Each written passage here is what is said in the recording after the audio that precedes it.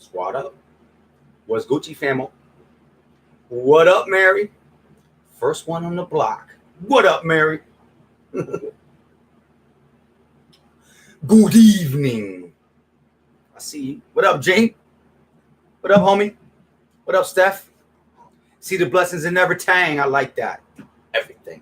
That's a good model of robot right there. Sounds like my phone's gonna die. So you know what? Before it does die, let my people roll in. Let's hit you with the video. Let's hit you with the video today.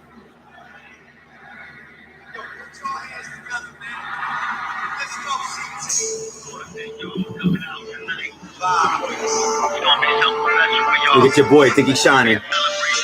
Oh, the light. Look at your boy, think he's shining with the 5-0. That boy stay with 5-0. Look right there. I like my keys in the car.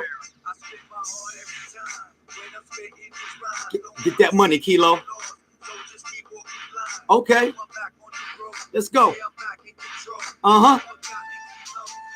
Passionate flow. Get that. Whoa. Pain and the joy of the droid. Kicks what he feels. Feel the power of minds. Oh, squad up. That dude think he hard. Look at him.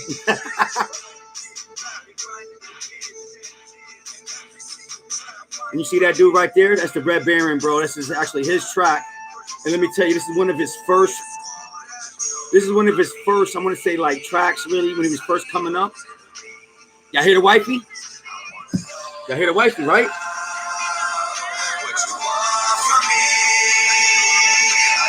Ooh, subliminal.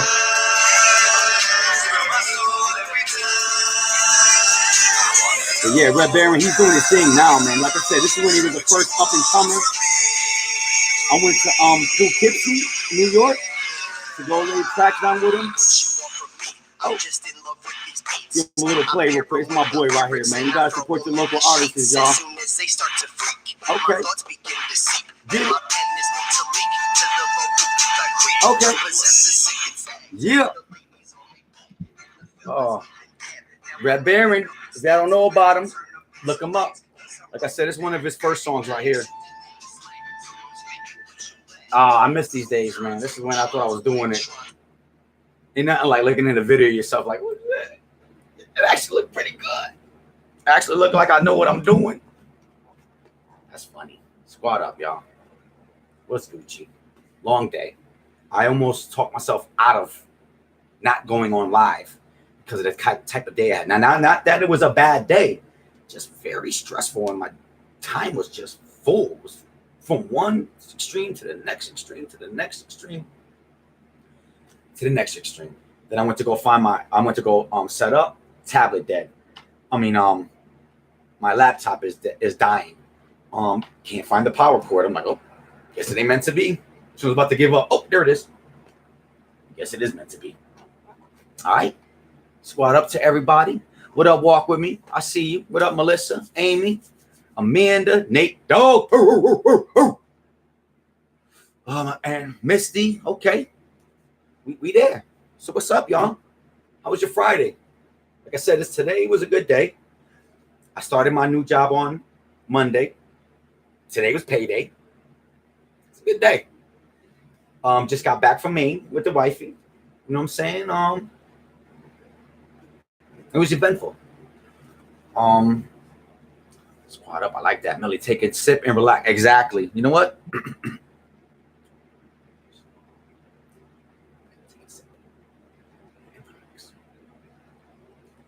You guys do the same thing too. We did it. Oh yeah. Oh, kids, go to bed. I did my job. It's Friday. It's my time now. Back to relaxing and sipping.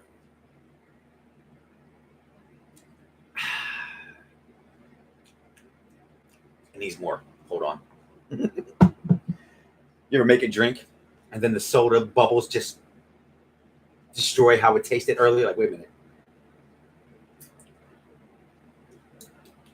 taste nothing. It's a good thing I'm home, because all I have to do is cross from here to there, and I'm okay. Guys, if you're going out, please drink responsibly. Remember that your life is important. People need you and look up to you. So get home safely, okay?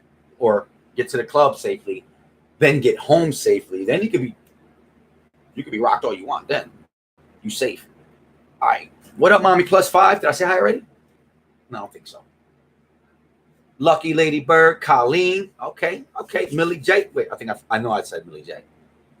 If it don't burn the back of the throat, it ain't strong enough. Exactly. And it didn't. I'm like, it's Kool-Aid. And the soda flat, because I had it out for a couple days. You know what I'm saying? Like, what up, Jenna? You're late? You right on time. In fact, I'm late. It ain't 10:30, is it? Check my watch real quick. Yeah, I'm late. Sorry. What up, Get Fit? How we do? I got my beer. That's exactly, Amanda. It's grown-up time. Can we be grown-ups right now? And Jack Daniels over there. Whoa, Lucky Bird doing it right. She's like, Jack Daniels, and I'm going to chase it with this Bush beer. Bush. I like those commercials. Bush.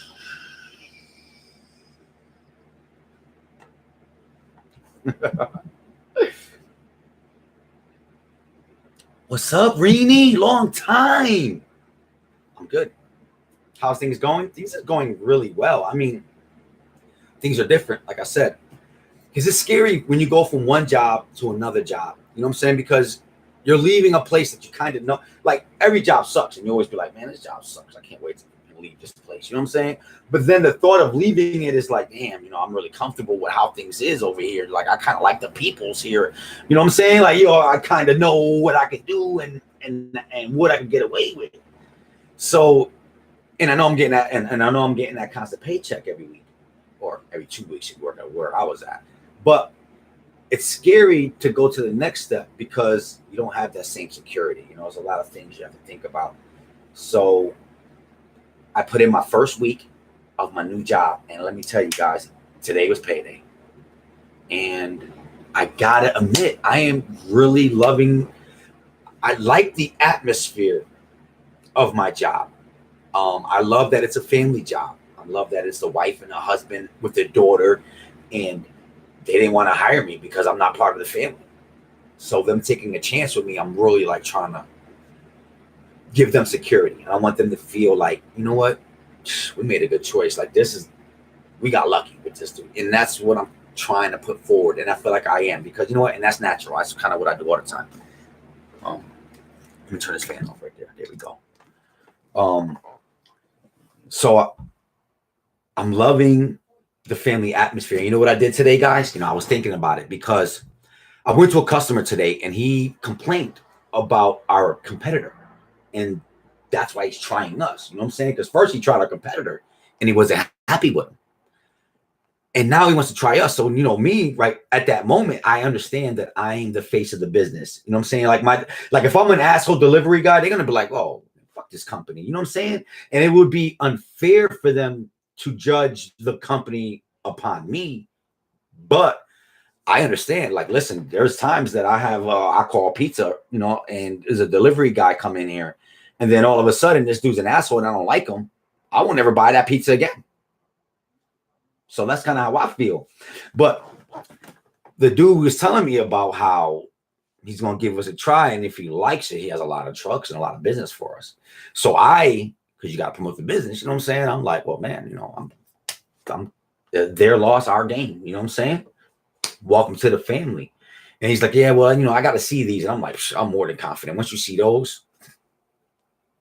I'll see you next week, But as I'm driving, I'm thinking the workers that are, so I'm the driver, but there is, we do have a home base and there is workers in there. Now, I don't know how they treat the workers. This is just I just got 5 days in right now. But I say to myself, I'm going to rely on these guys to make me look good. Look, I'm just delivering it. But if the product isn't on point, It doesn't matter how good I was. It doesn't matter how polite I was or how professional I was. As soon as they look at that shit and they say, whoa, this don't look good, they null and void in me, and they're gonna sit on the business. So you know what I did today, guys? I went to my home base today and I rounded up those guys and I said, guys, thank you for making me look good.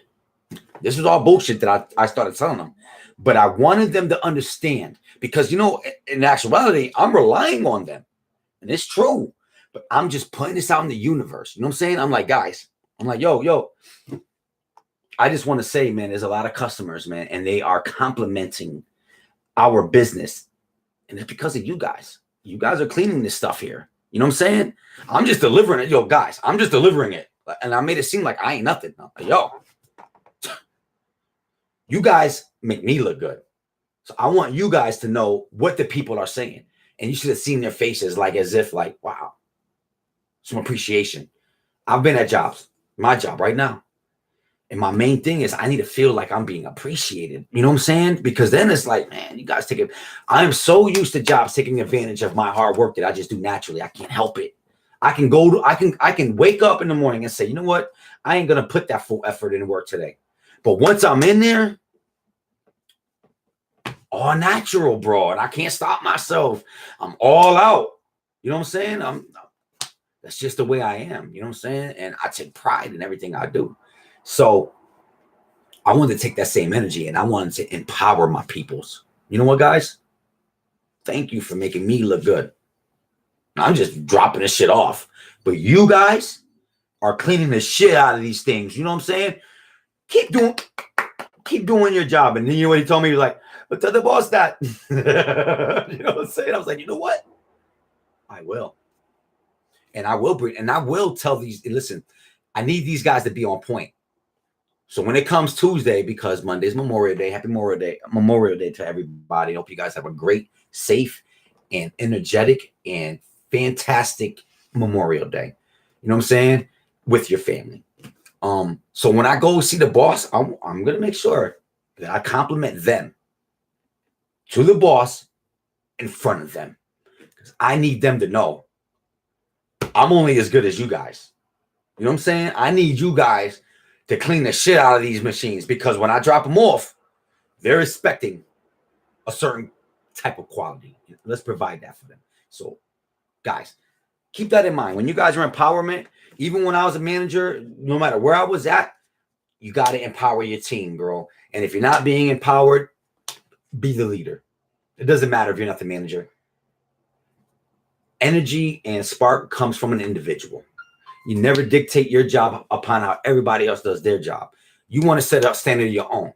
When people see me walk in, they're like, we're about to have a good day. You know what I'm saying? He's positive. He's energetic. And he leads by example. You know what I'm saying? That's most important.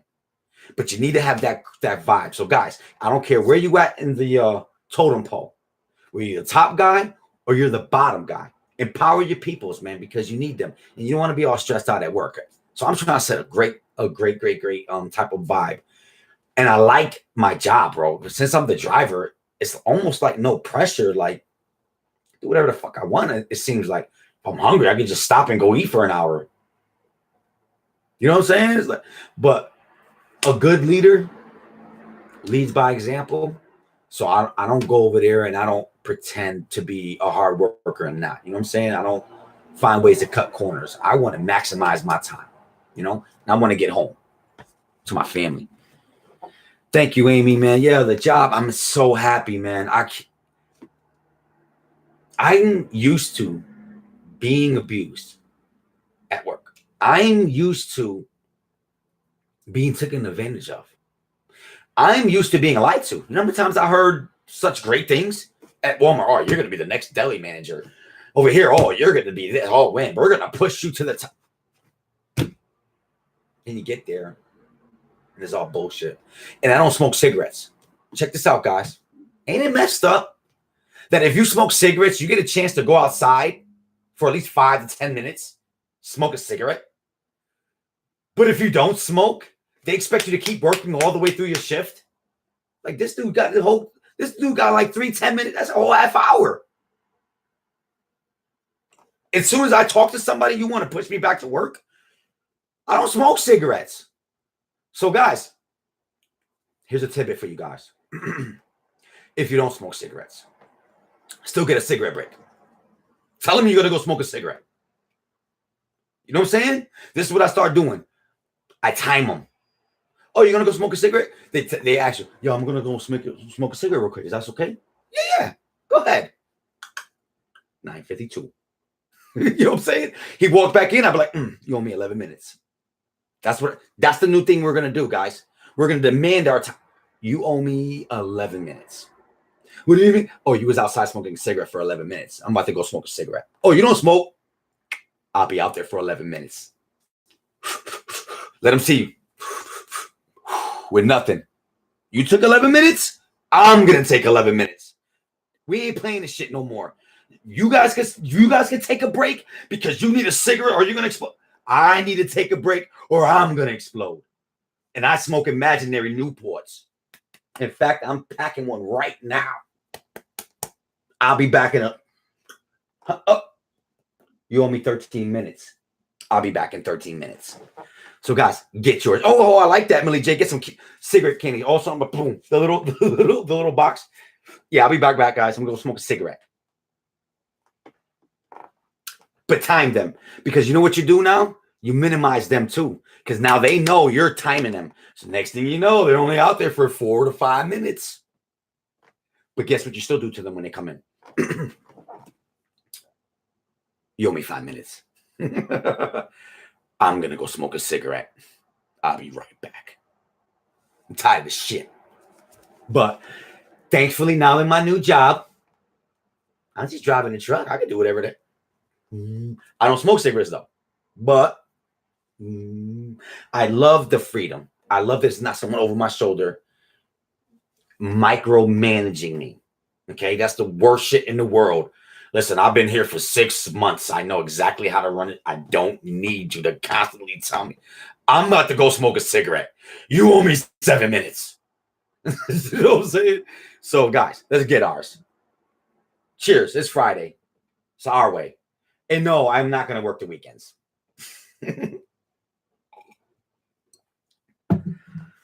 So that's my thing right there, guys. Now check this out. Now, I don't like new age music. I'm sorry. I'm sorry. I don't like mumble rapper. I'm sorry. I have a hard time believing a rapper who's auto-tuning his voice. I just can't. I can't roll with it. I do not do drugs. So when you tell me that it's cool to do lean or it's cool to do these other stuff and be on Molly and stuff, I think you're a crackhead. And I hold that loosely to my peoples. If you want to say no to drugs. But me, I don't listen to that new age shit. That shit is not me. So I listen to a lot of talk radio. And I've actually seen a lot of people. Gene, I've seen Divine Euro. Everybody talking about abortion right now. Guys, I think it is a great topic for us to talk about. Unfortunately, I do feel like we have no power. Torres, I'm glad I see you. First salute. I've been checking all day for that email that you had sent me, and I can't find it. Did you let me see if I could do this right here. Hold on, guys. Either you wrote it wrong or for whatever reason with my new phone, I can't figure out what's going on. So please, Torres, hit me up. I got you. You know that. And anybody else, like I said, this is for a little bit more personal. What up, Johnny? Oh, the movie I pulled out, and I always put it right here, is Deliver Us from Evil. That's what's going to be next Wednesday's movie, okay? I think I wrote that right there. See that? kiloforgotten.al at gmail.com. Sorry about that. I'm going to rewrite it. Kilo Forgotten, all one word, .al. That's the government name. At G's up, hoes down. Ooh. Rated PG-13. Gmail, because I'm a G, an OG, original gangster, not old grandpa. Okay, I don't want to hear that shit. I'm gonna be like, oh, gee, old grandpa. No. Original gangster. Jesus. At gmail.com.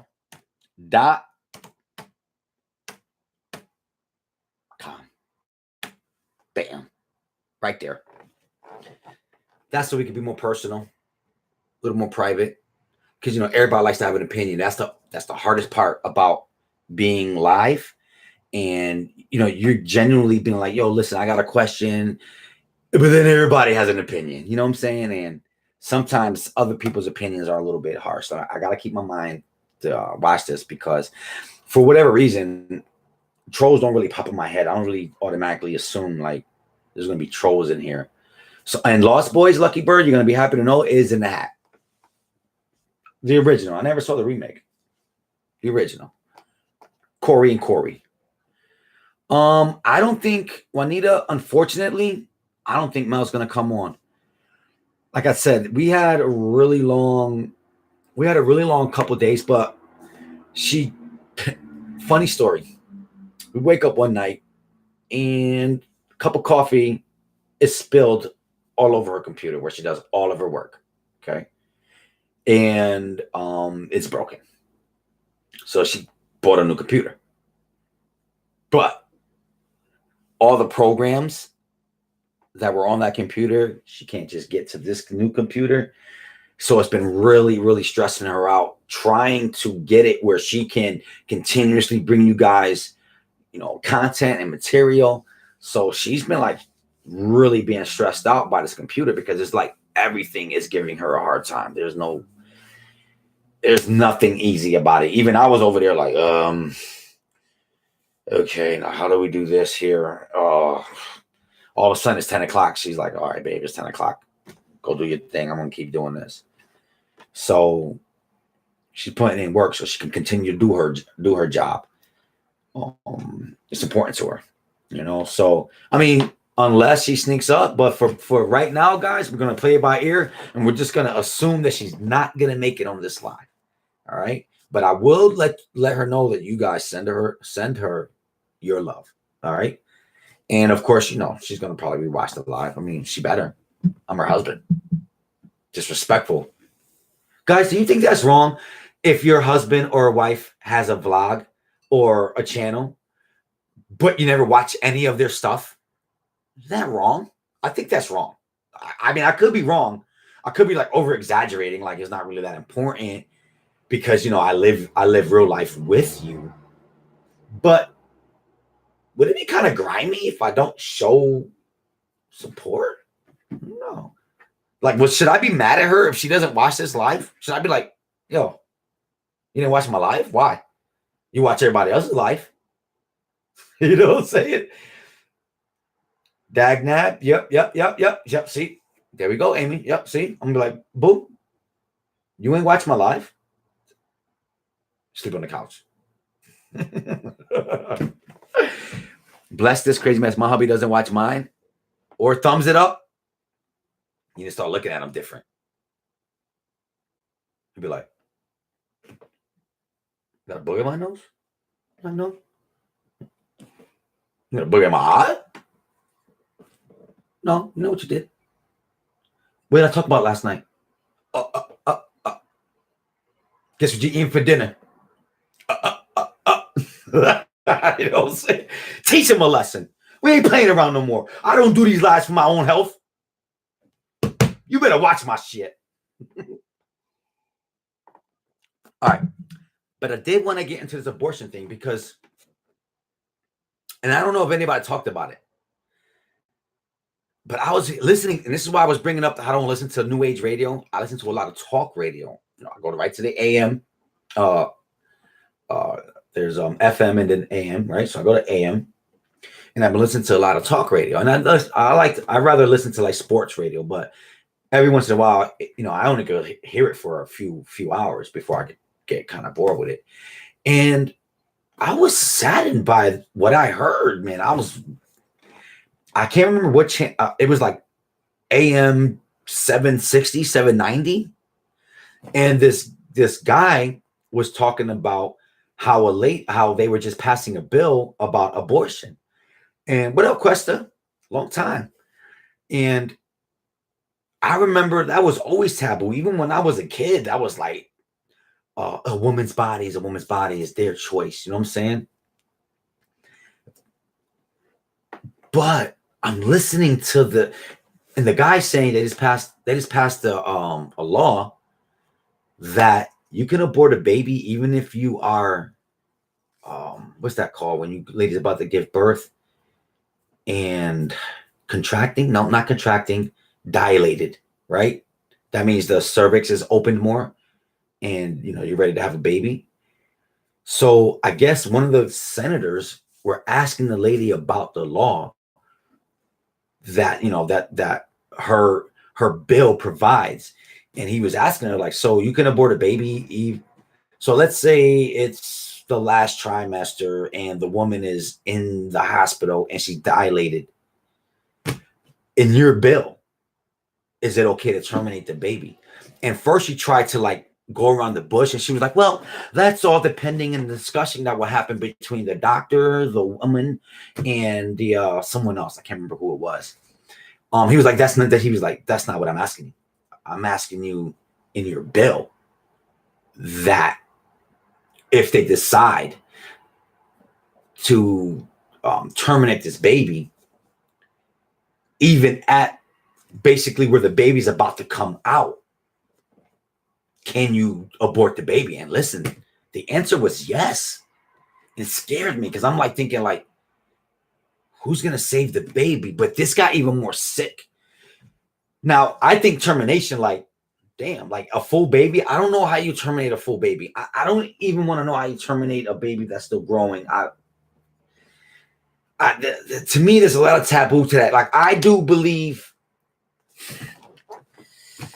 and you my people, so I'm going to be honest with you guys. Don't judge me. All right. I do believe there are certain occasions where abortion is okay.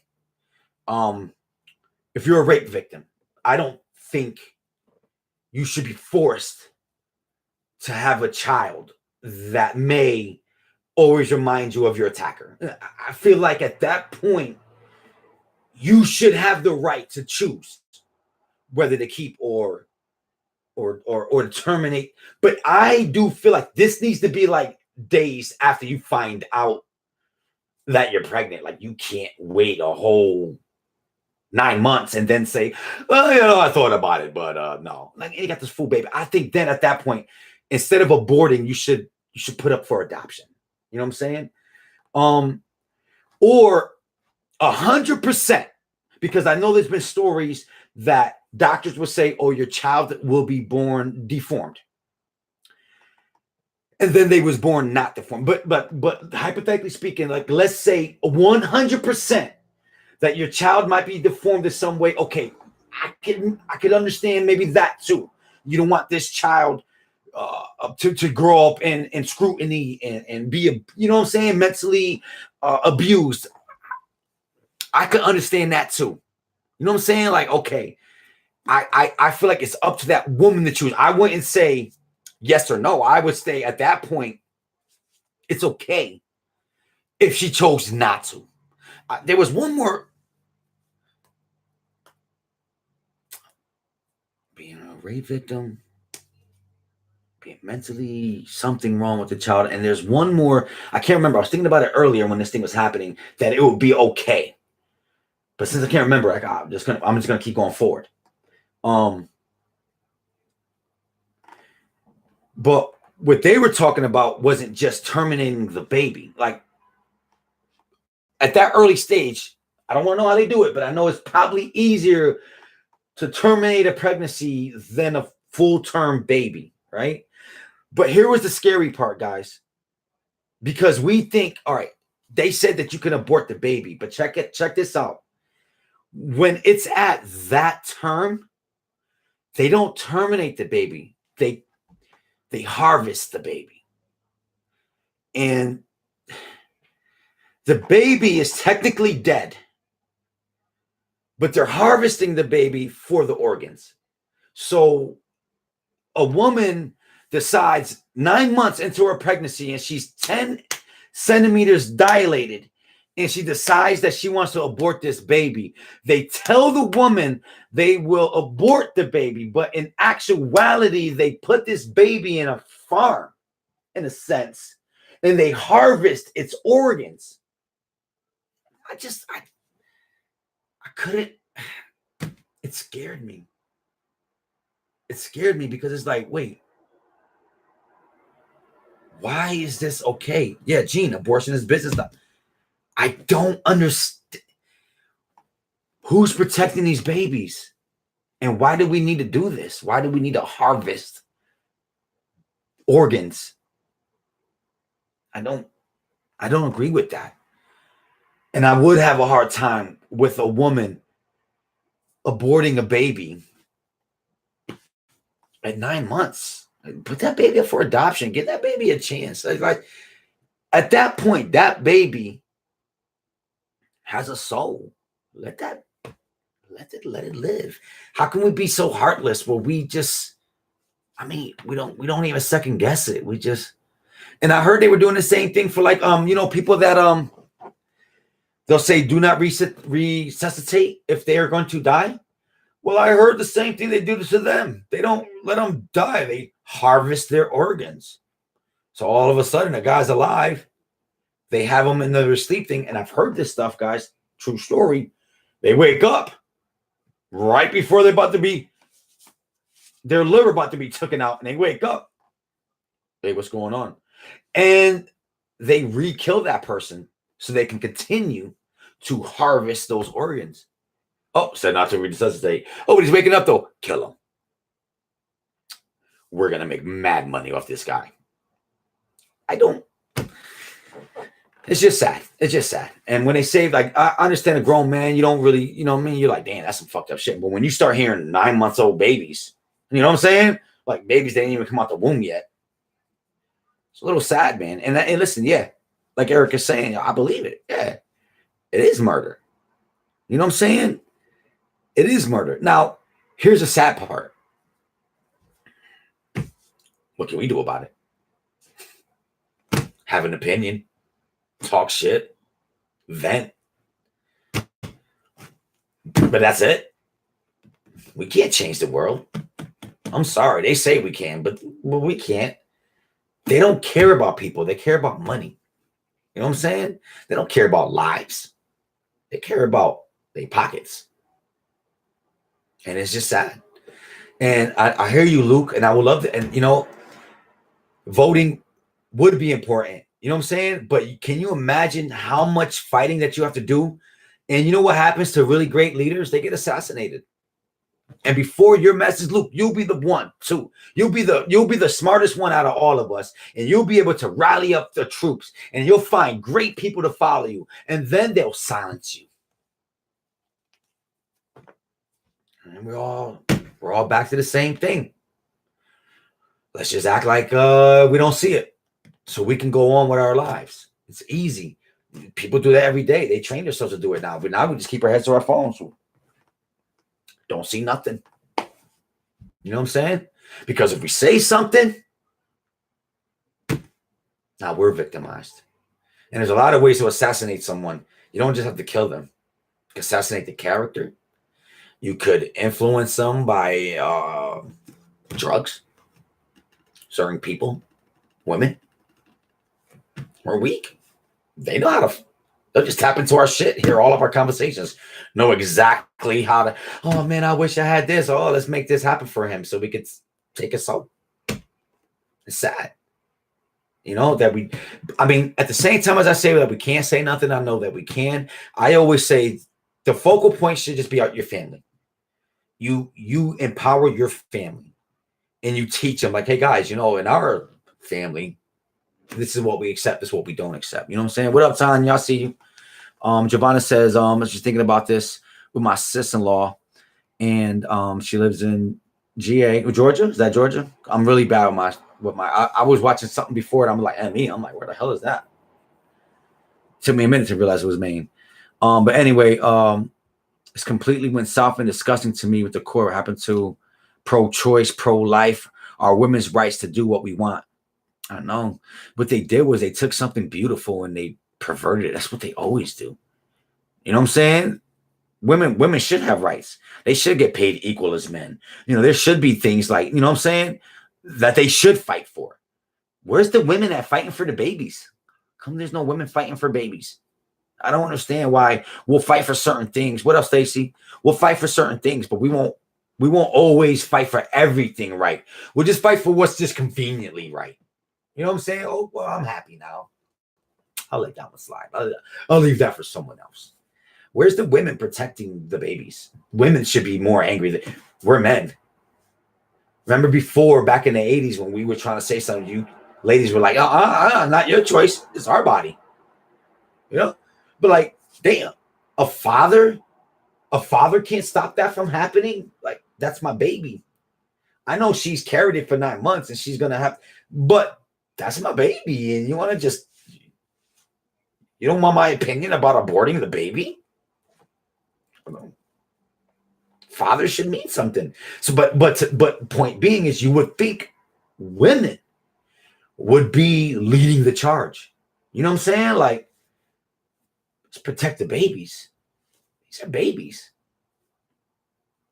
I mean, listen, there are times that I feel like it's okay, but it has to be early. So it just scared me. So I just wanted us to be aware of that, so we can just empower our families. Listen, we can't change the government. We can't change the world. The world is evil. We pretend it's good. You know that, right? You pretend it's all good. But the world is evil.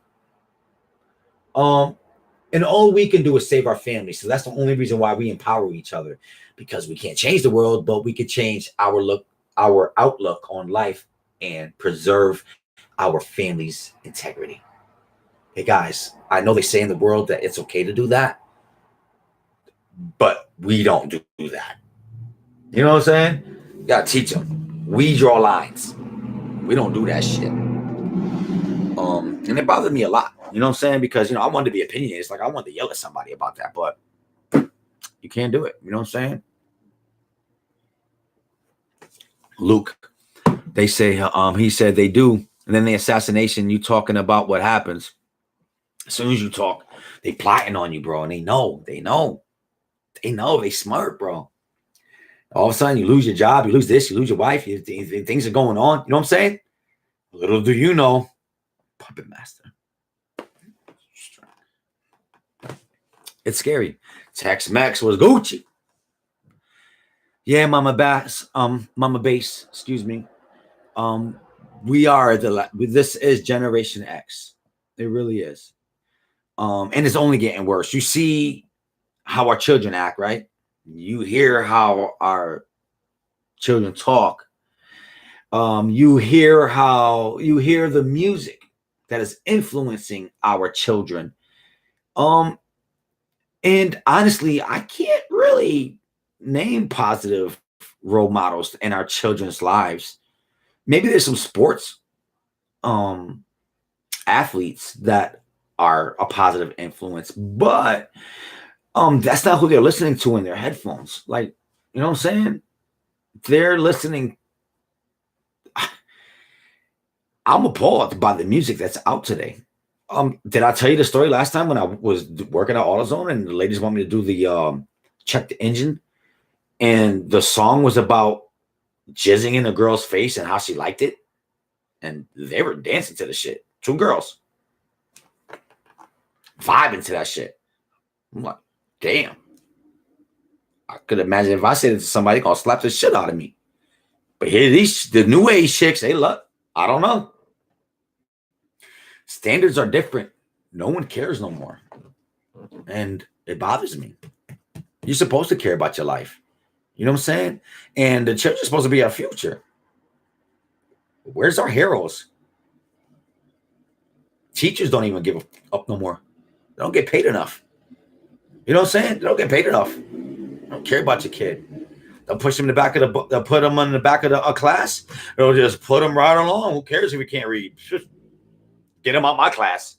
He ain't gonna be my problem no more. Stroll him along. You know? Gene, Cardi B is the hero for being.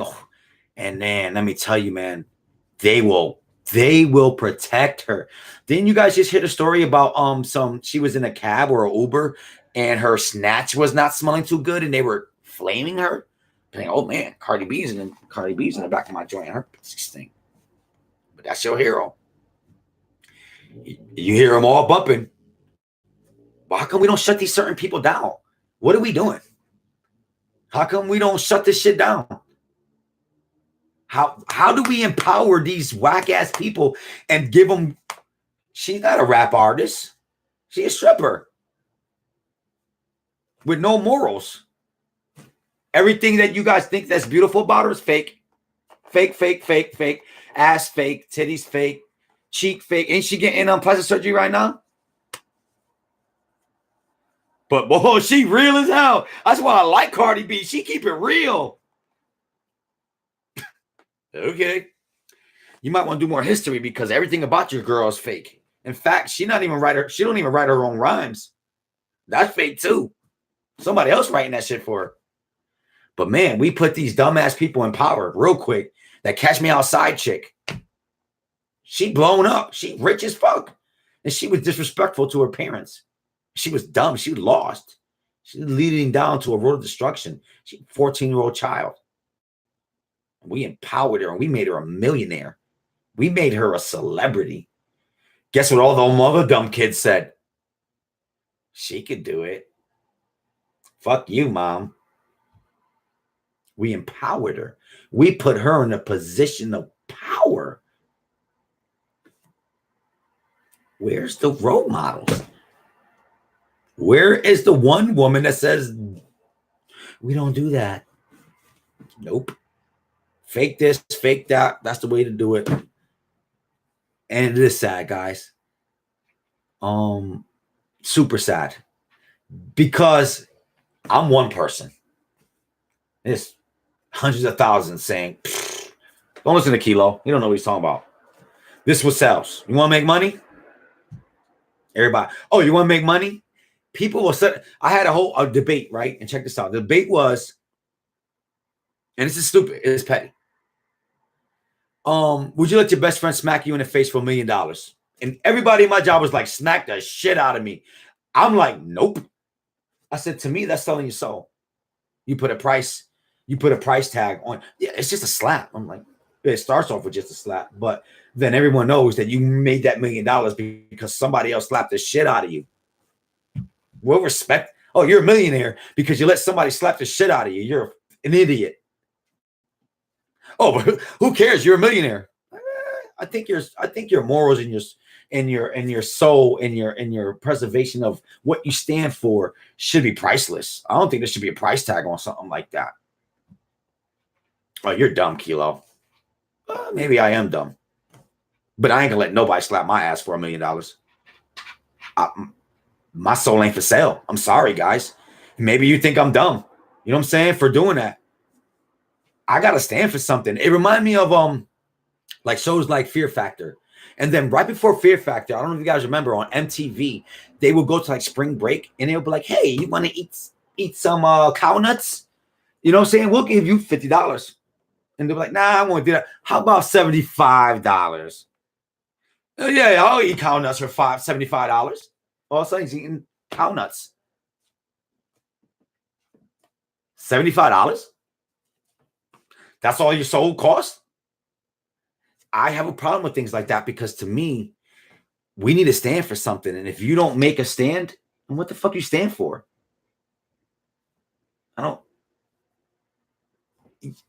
Do I want to be a millionaire that bad that I'll let someone slap the shit out of me? Oh, just think about the $1 million. Don't think about the slap. It's only going to hurt for a little while. I don't think like that, guys. And maybe that's shame on me. But you slap the shit out of me, I'm fucking you up, bro. I'm sorry. We going at it.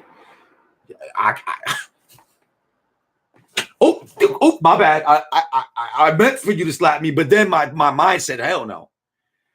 I just can't stand for that, guys. You know, and to me, I don't mind being different. I don't mind being broke. You guys can all have $1 million. Go ahead. And I'm gonna keep watching how he got slapped the fuck. Oh shit, Leo, you got knocked out. My dude, you got knocked out when he slapped you. Oh my God. Let me watch that shit. Hold on. But you won't have no videos of me getting slapped. I'm sorry.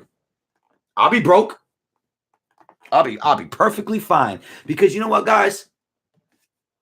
I'd rather be rich in the heart. No one can say nothing negative about that. That's a good dude right there. Now, oh, that dude got $1 million. Yeah, but he got slapped in the face for that $1 million. That's a sucker. He didn't want to work for it. For real, Taurus, that's just me. I can't sell myself. I'm sorry. And then you could look at me petty, but you know what? I don't see myself like that. And how you think of me doesn't affect me. It really doesn't.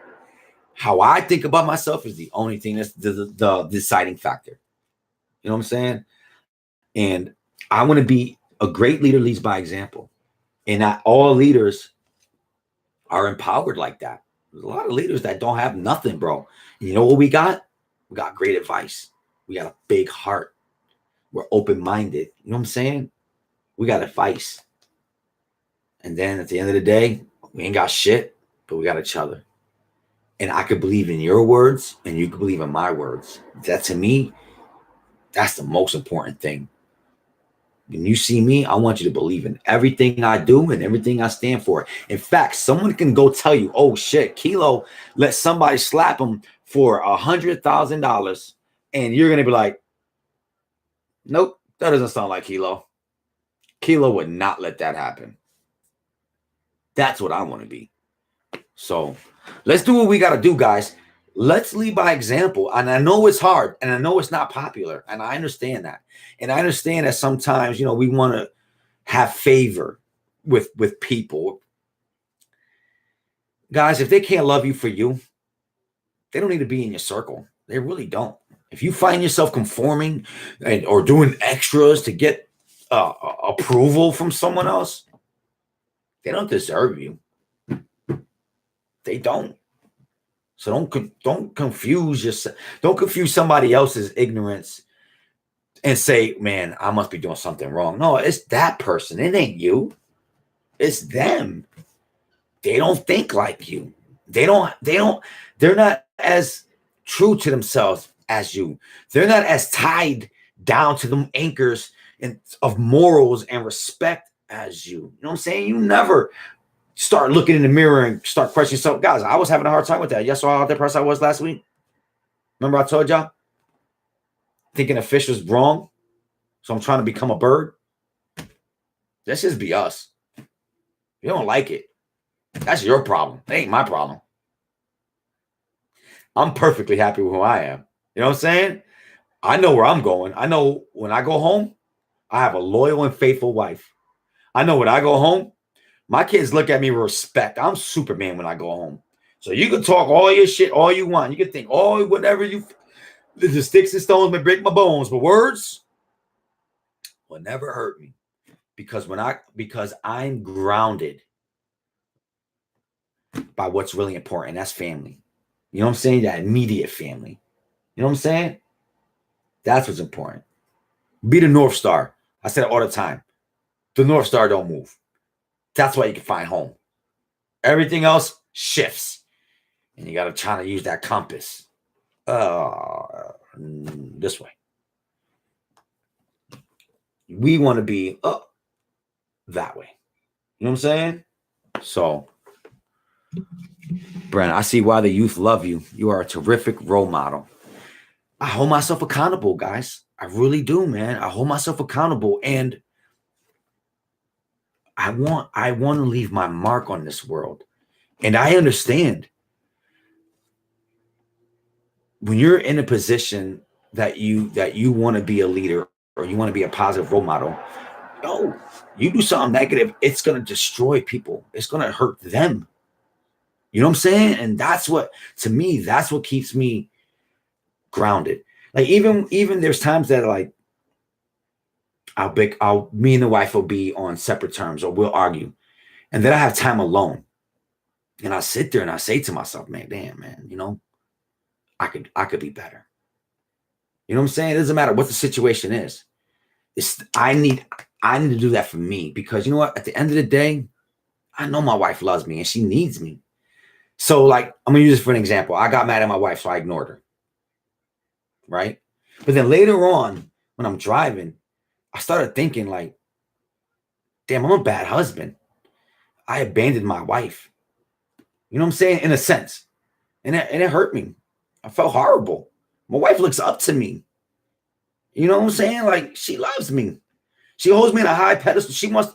There's nothing that she wants to do besides make me happy and please me. And then when I don't show her that same courtesy, and you know, when you're in the motions, you don't realize what you're doing. You just, all right, I'm a little upset. You know what? I'm just gonna stay to myself and whatever. I don't want to hurt my wife. And that hurts her. You know what I'm saying? So, and it hurts me.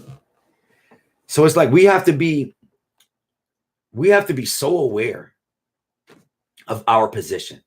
You know what I'm saying? For my wife, for my children, for my community. You know what I'm saying? And that's how it is. When kids see me, they know, oh man, Kilo's cool. I'll go get the football. Let's play football. Like, I really invest time with the youth. You know what I'm saying? And I always say, one day I might need them. One day I'm going to be an old man. And they, like right now, I'm the OG. But one day they're going to be the OG. And I'm just going to be old. And there's going to be somebody who's going to mess with me. And them young kids that I play football with is going to be like, yo, that's my grandfather or something. You know what I'm saying?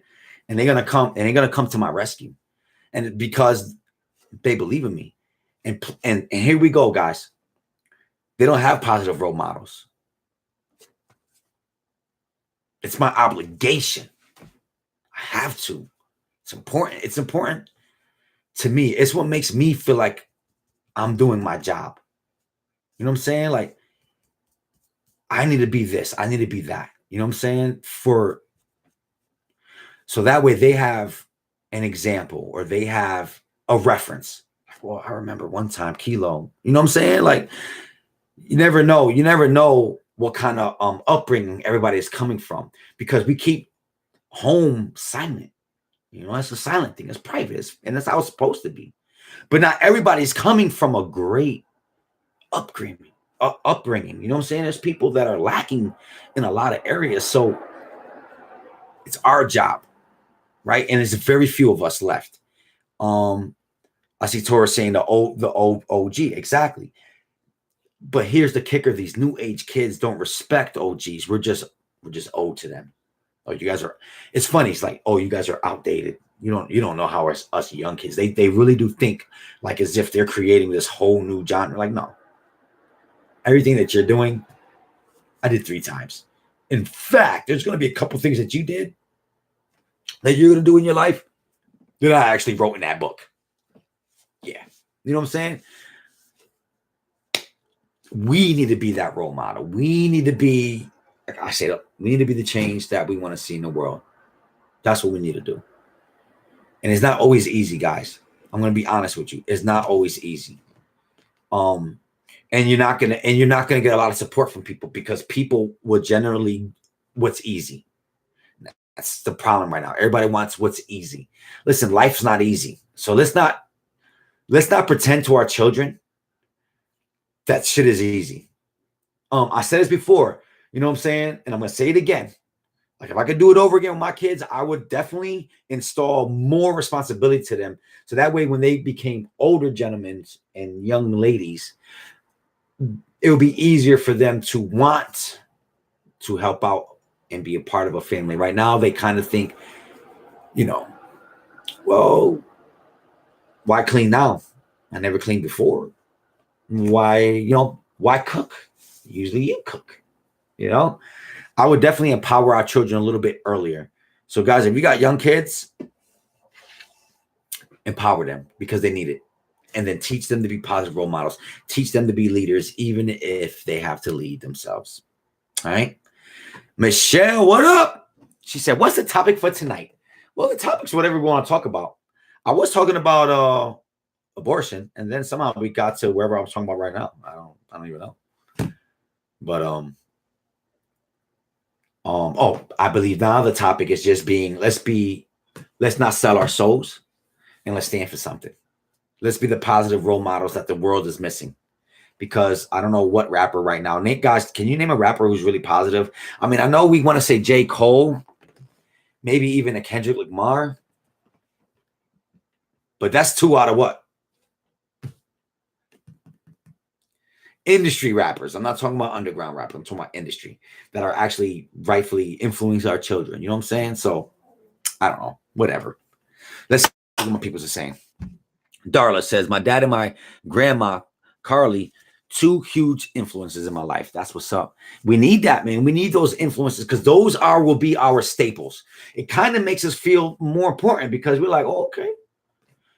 Like you feel like you got like a step ahead. You know what I'm saying?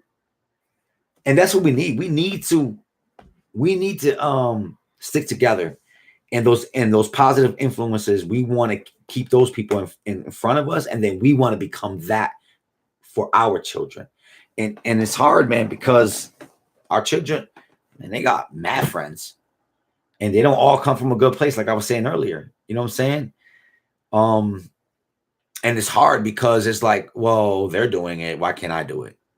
You know, or it just makes it tough, guys. It really does make it. It's so hard to be a parent, man, isn't it? It's really hard, yo. I'm not saying that it's all bad, but we all know it's not all good. You know what I'm saying?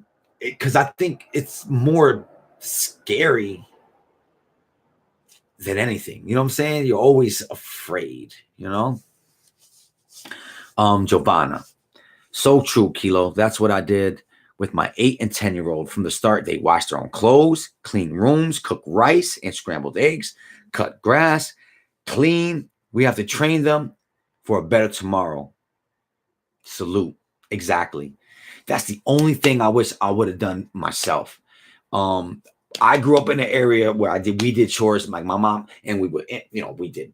One week I'm doing the bathroom, next week I'm doing the kitchen. And when you did the kitchen, you did the sink, you did the dishes, you did the stove, you swept, you mopped, you wiped the table down. When you did the bathroom, you did the toilet, you did the tub, you washed the ring, you used Ajax, you did the sink, you did the mirror. And then all of a sudden I became a parent. And I just did everything for them. Everything. And then they became a certain age. And I'm like, well, you got to start doing this and that. And it became a fight.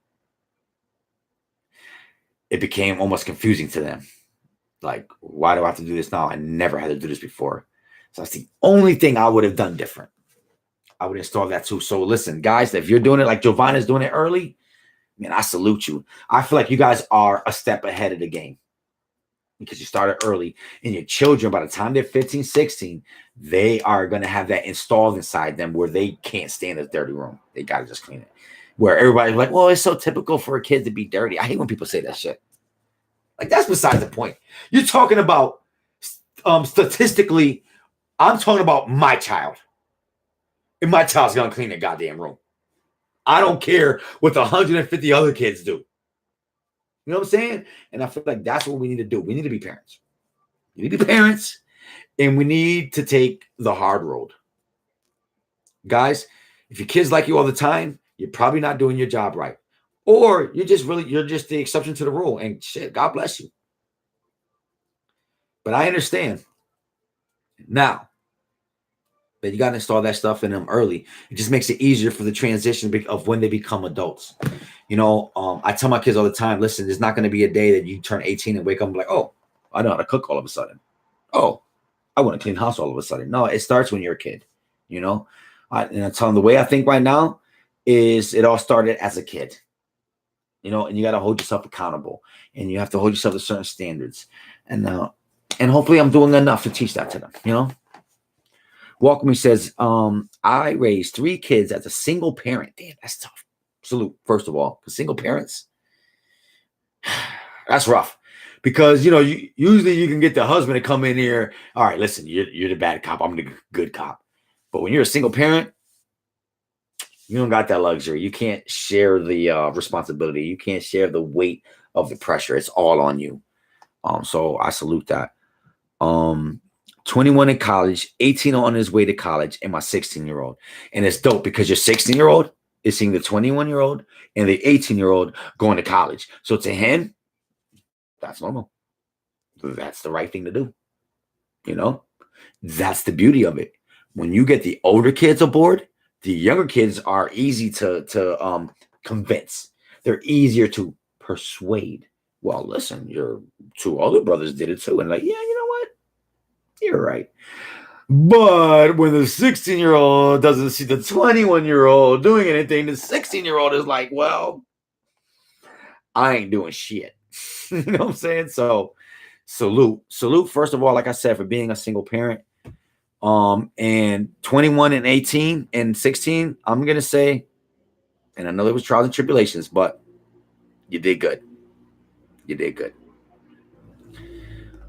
Giovanna, yes, Kilo, we are siblings of 4, and we had all chores, did good on school, and then Friday's payday, we got 50 cents to $1. Exactly. Remember that? And and I don't mind that. Like when I grew up, there was no such thing as getting paid for chores. My mom will always say, you're supposed to clean up.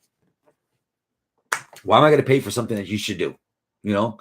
But it was just more incentive. That's all that was. When you offer them, and I feel like it should be like that because one day they're going to work. So they should understand that if you do work, you get paid.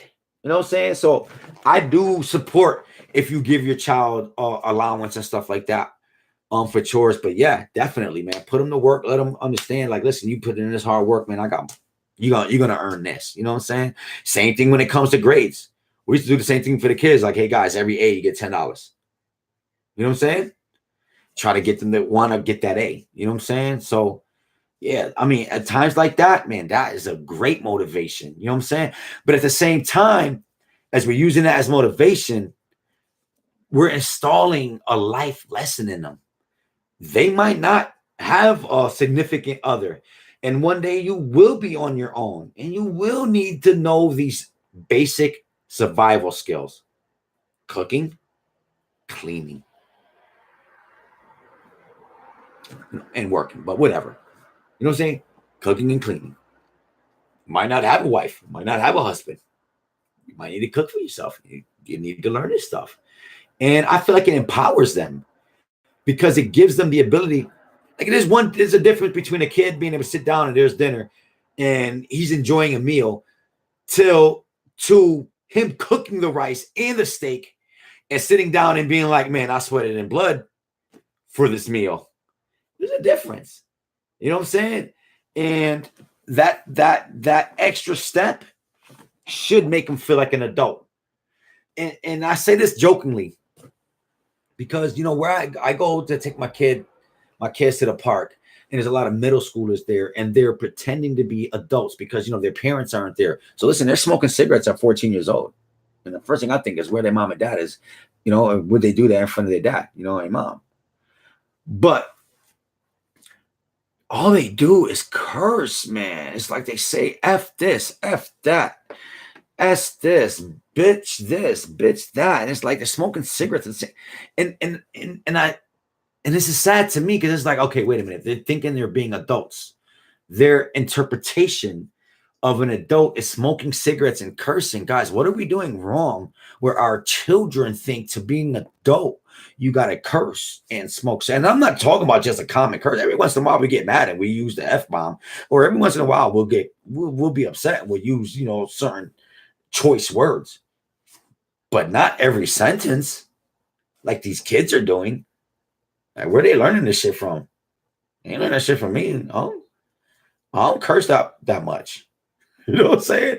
But to them, they think they're adults. What adult are you guys watching that you think you need to smoke cigarettes and just curse? Because listen, guys, that's not what an adult does. You know what an adult does? It means they handle their business, whatever it is. They're putting in work.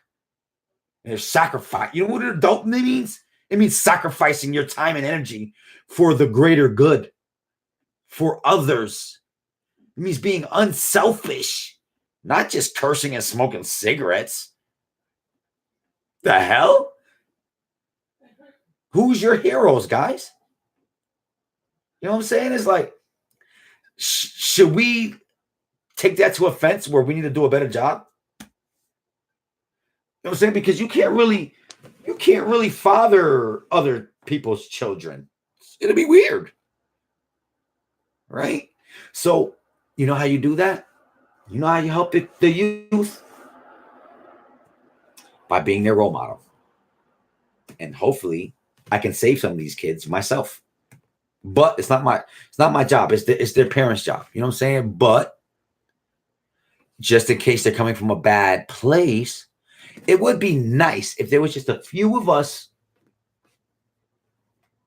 to kind of even stuff out. You know what I'm saying? Bren is saying it all starts at home. 1000% does start at home. And here's the problem. There's not a lot of us good parents around anymore. There's a lot of people who just want to be popular.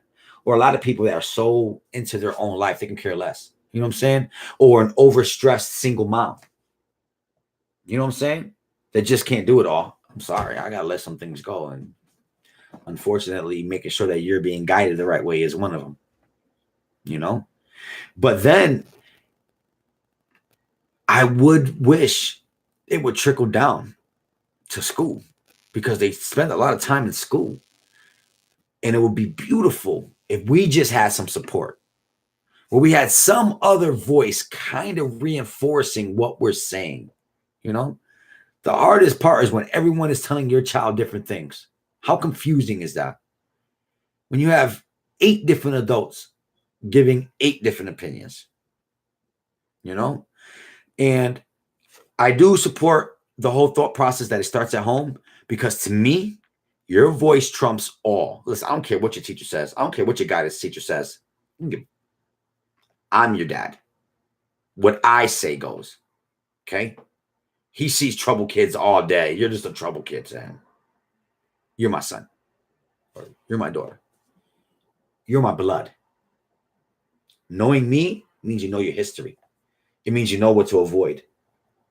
Okay? I'm not a perfect parent. But guess what? You get to learn from my mistakes. I didn't have that. I didn't have my dad in my life. I couldn't learn from his mistakes. That's why I'm making all my mistakes. Because I didn't have no reference. I don't have a blueprint. I'm creating this shit right here, right now. But you get a chance to judge my job. And you get to accept or not accept what I teach you. Eventually, you get to a certain age where you can even deny my teachings. That'll be shame on you, though. Not shame on me. Because I'm going to still be your parent to the day you die. But one day you will have the power. And hopefully I've done my job. And I've become your conscious. I feel like that's what your parents should become, your conscious, in a sense. Because they're the first line of defense. Like the first thing, all right, I remember when I was a kid and people were like, hey Keela, you want to skip class? First thing I thought was, damn, my mom's going to find out. And that healthy fear was enough for me to be like, nah. You know what I'm saying? So, I don't know, guys. It's a hard job. It's hard to be what we need to be to provide a certain kind of healthy living. But that's our obligation. Our obligation is to be the focal point. It is to be the example. We need to be one way. You know what I'm saying? We can't waver. We can't do that. You know what I'm saying? Torres says, Kilo, I resent the email. All right, awesome. I sent it to the same address you put up. All right. Maybe it is the phone. Because you know what? Let me see right now. And if it is this phone, I'll have to recharge my old phone. Hold on. Let's see if I got it this time. Oh, I got a new subscriber. Chris Nelson. Welcome to the fam. All right, let's see.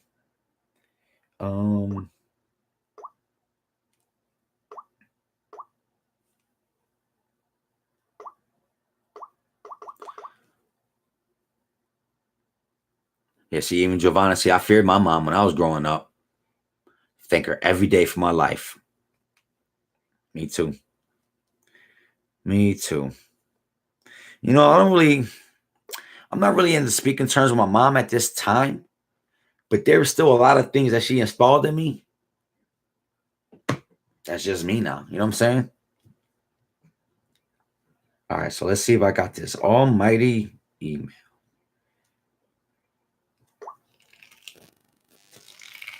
Whoa, that's Bruce Lee status right there.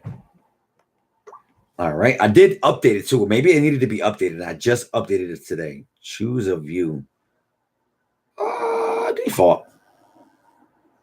I don't like when they start messing with our stuff. I'm used to it a certain way. Don't mess it up. You're done. All right. Well, good. So now what?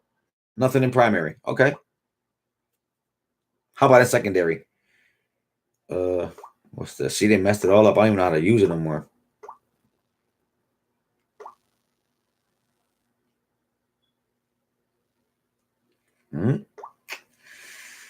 You're done. Nothing in primary. Look, it's this weird screen right now. Okay. What am I supposed to do with that? Okay. Thank you. Thank you for. Okay, I'm done. Thank you. Thank you so much.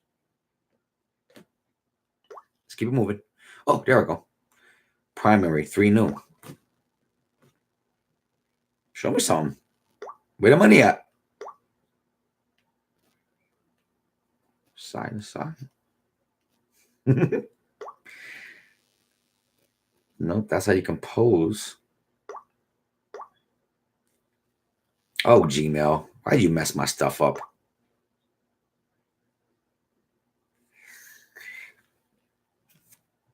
No, not there. Hold on, try one more thing. Sorry for being rude. Oh.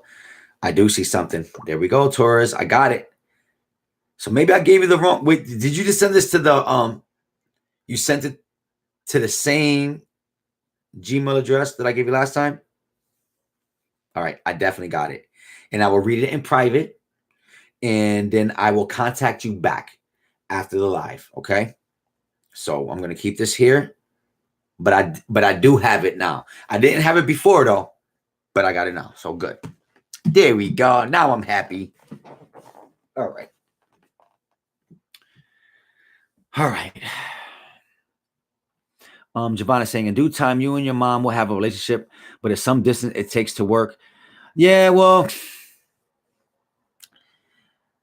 I mean, I want to be positive, but I'm not in any rush right now to forgive my mother.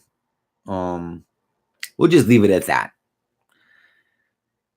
All right, let's see here. I hate Gmail. I know, and they always stop mess. You know what I think? I think I didn't get it because it needed to be updated. And things like that, you would just automatically assume would just automatically update, but it didn't. So I think that's why I got it now. I think it needed to be updated.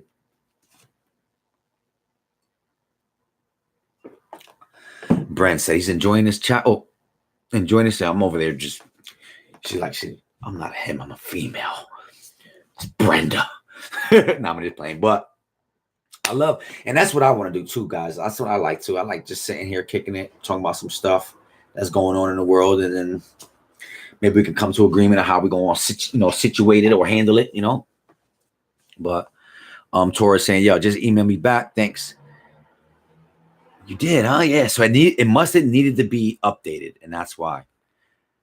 All right. Chris Nelson, what up? Welcome to the fam.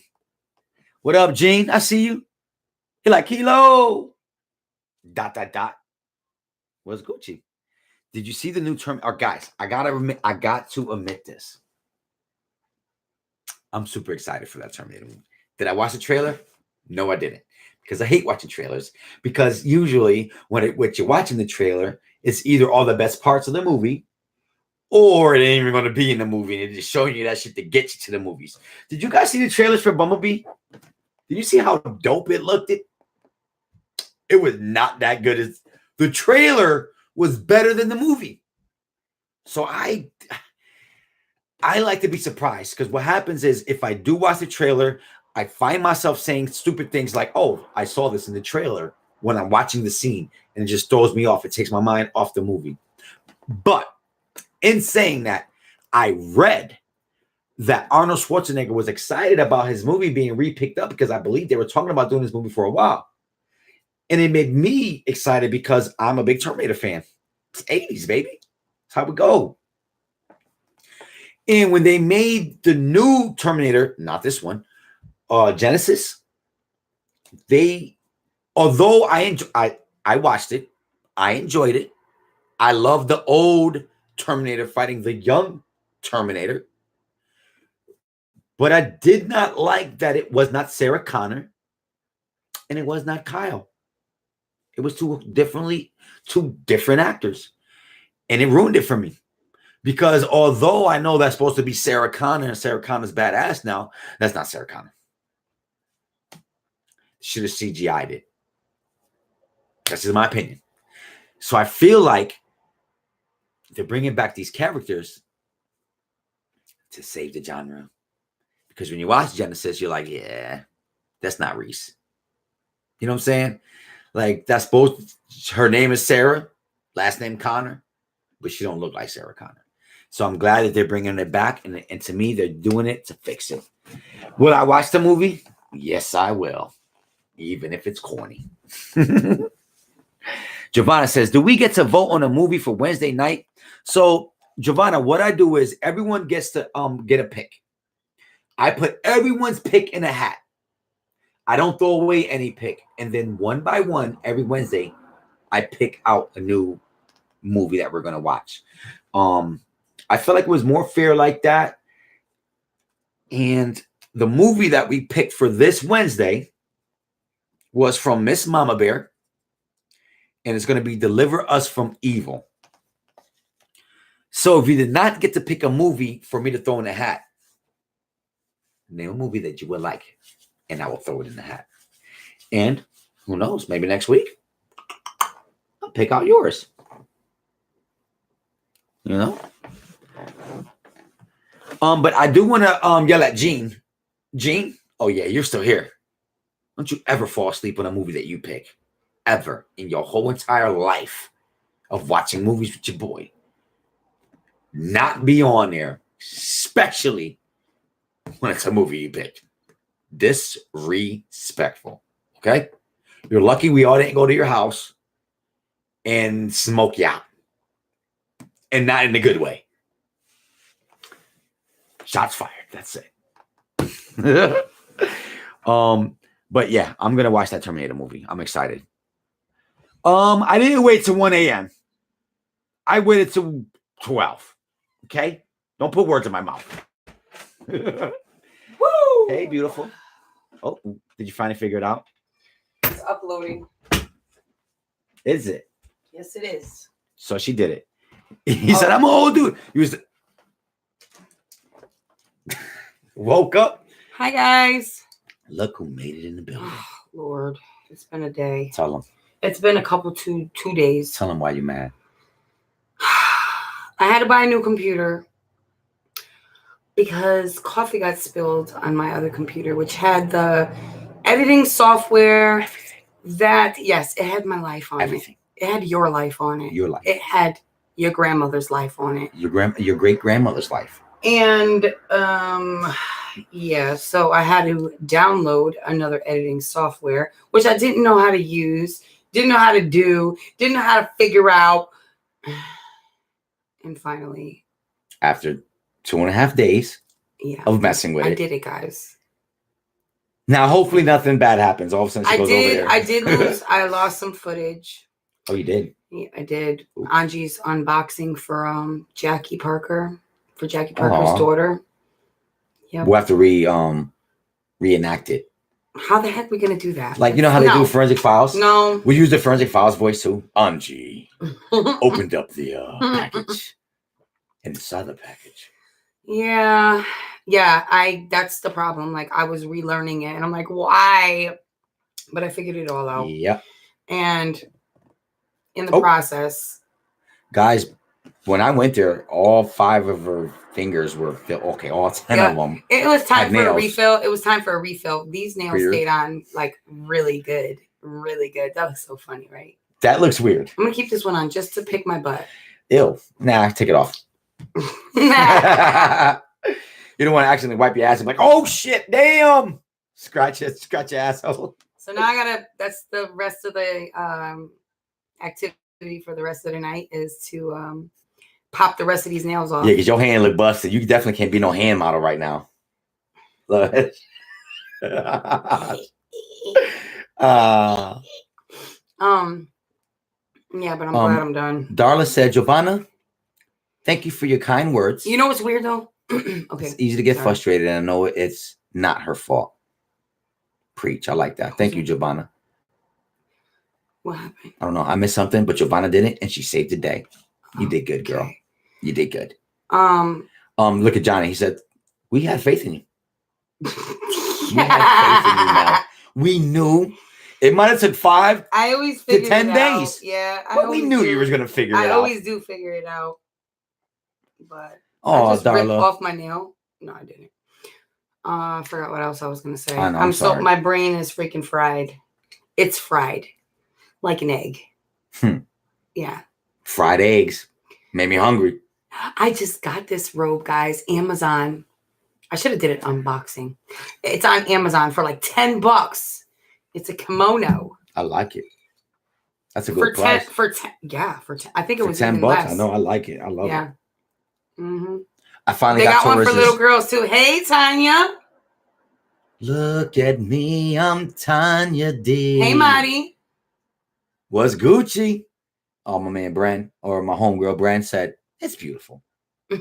Absolutely. It's beautiful. Beautiful. They had a bunch of different colors too. I like it. It does look good on you. I like blue on you. I still have the broken computer. Yeah. You going to be able to get out my footage for me? But you know what happens when coffee dries up? It gets sticky. No, but the drive is probably good. Maybe he can do it. Maybe.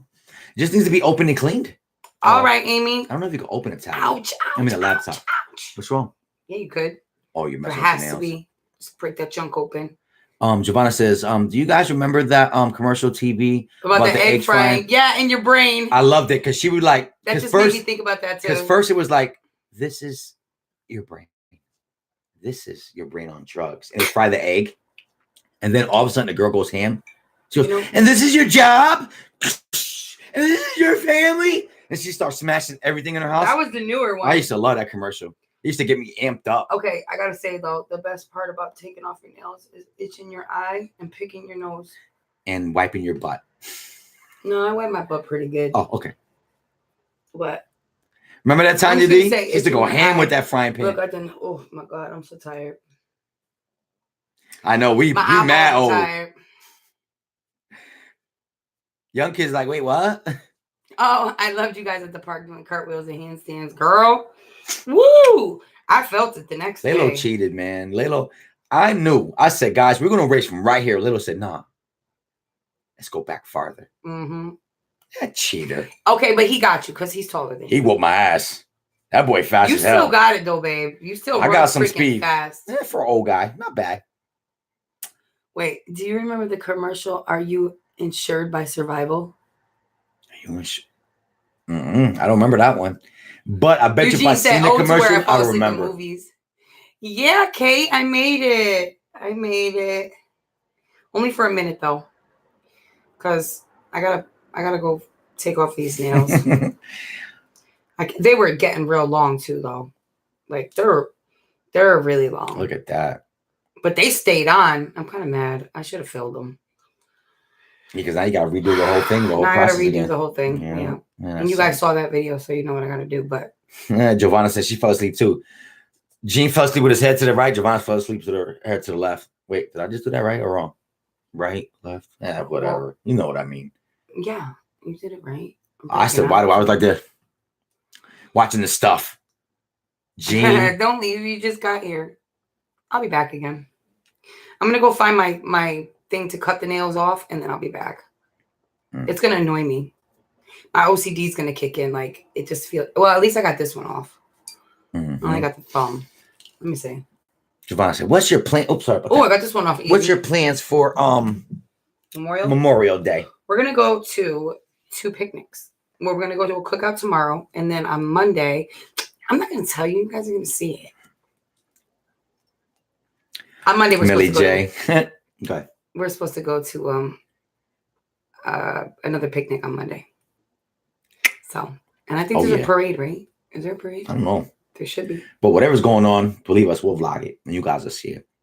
I do remember the I've fallen and can't get up. Ability mom of 2 vlogs. You really want to see me biting off my nails? Do you guys remember the day? old Dunkin' Donuts commercial where the guy would like wake up like, time to make the donuts? I don't soak them or anything. I just take them off. By the time they're ready, they just come off. Gene said, I know I wasn't invited. You're a troublemaker, Gene. That's why we didn't invite you. Eugene, I'm gonna have you come. You're coming now. Yep. Now when we invite now you're invited, Gene. Yep. And now you ain't gonna show up, and we're gonna vlog like Gene's a motherfucker. Yep. He guys, invited his ass. You better show up now. We're gonna make you look so bad. Yep. You better be there. Yep. Be there or be square. He's gonna be like, look, nope, just kidding. I was just kidding. He's gonna text me later like, I was just kidding. I was just playing with you. Be here or be square. If not, we're gonna flame you right on live. We still do date nights. We haven't in a while, but because this guy doesn't like going to the bar and I like to dance. So I gave up on that. But why does it only have to be the bar? Well, we always go to the movies. That's your favorite thing. How come we can't do something I want to do? We can. No, we can't. Yeah. No. Only the bar is what you want to do? Well, I want to dance. Well, go dance then. Will you take like salsa dancing lessons with me? Oh yeah. I'll do that with you. Why'd you say no so quick? I thought you were gonna be like you like dance salsa with me. No. You won't dance salsa with me. I have a hard time dancing, babe. You know that. That's my I don't know. I just have a hard time dancing. Well, then forget it. But will you let me dance with somebody else? Nope. So I'm just gonna live the rest of my life dancing by myself. You could dance in the mirror looking at yourself. Not even an instructor. The instructor can't dance with me. You could just nope, because he's a way better dancer than me. Nope. He probably have long, luxurious hair. Oh, probably talks with an accent. I have a video. Listen, Melissa, you need to dance. Move your hips. You touch your hips. Move your hips to my hips. Nope. Enrique. And then you move. You might want to move back, Enrique. No lambada here. I'm paying for this. Karaoke bar. That's what I'm saying. Karaoke bar. I would do karaoke with you. You know that. Okay. White wedding all day. All right. Hey, but what you singing this time? So we got to find a karaoke bar. We got to go out on Friday and go live at the bar. You guys can watch us at the bar. There you go, guys. Next Friday, live at the bar. Here we go. Because you guys did this. Look what you did. Now I got to go sing at a bar in front of drunk people who don't like me. You don't have to. I'm be dancing though. I'm be dancing to the. I'm just playing. If all I could do is just dance to the karaoke music. Sherry, you have to work Monday? You're sick. You better do some karaoke Funny story that I could dance to. I will.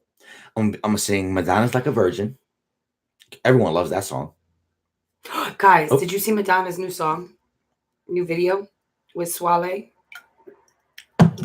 I laughed the whole time. I wanted one of you channel holders to make a reaction video. Eugene, make a reaction video of Madonna's new song. I want to see what you think about it, but don't watch it first. You have to do pure reaction. Raw. And guys, whoever does it, tag me in it. There you go. I want to see it. Jean says she thinks she's a rapper. She thinks she's 18. Oh, you saw it already? Oh, Jean said I seen it and I commented to you on it. I didn't see it. It's in my community tab. You were supposed to. Tora says, "Yo, double date with Dollface and the Lion." We are. We're gonna. Yes, we are. They ain't live. They ain't on my live right now. They're sleeping. Better wake your ass up. I'm about to call him right now. I bet you he's on. I'm on live. Where the f you at? No, we ain't double dating with you. No, I'm just playing. No doubt. Millie said Madonna needs to let it go. She's a whole joke, right? That was crazy. She still looks good, but she had that filter on. She was. She doesn't want to admit that she's an older woman, and she's still making money though. Look, and there you go. No positive role models. That's a bad song. I believe that's a bad song, right? The video is it what? It's a bad song, right? Like, what's the message behind that song? It was What's the name of the song? I forgot the name. What was the name of the song, guys? Forgot it. Tease? No, it wasn't Tease. Brent says she needs to retire. Hang up the cone bra, Madonna. You know what? I'm gonna have Kilo do a reaction to that video. Remember says, sorry, Kilo, it'll be fun. What, the karaoke? You guys must not know about me. I kill a karaoke. He does karaoke. I'm pretty freaking good. Not as good as this lady. She's gonna be. I'm good. She's great. Now I'm not doing it. Oh, I messed it up. I put it in the spot. Mm-hmm. Put me under pressure. She sucks, guys. You're gonna hate it. Yeah, don't. Totally horrible. Okay, it's called Crave. It's called Crave. Yep. And what is she craving? I mean, is it a good message? This is what I want to know. Well, you're gonna find out for yourself. I'm gonna record you in your live reaction. I'm gonna hate it already. I hate all new music. Madonna, stay in your age bracket. What did Prince say?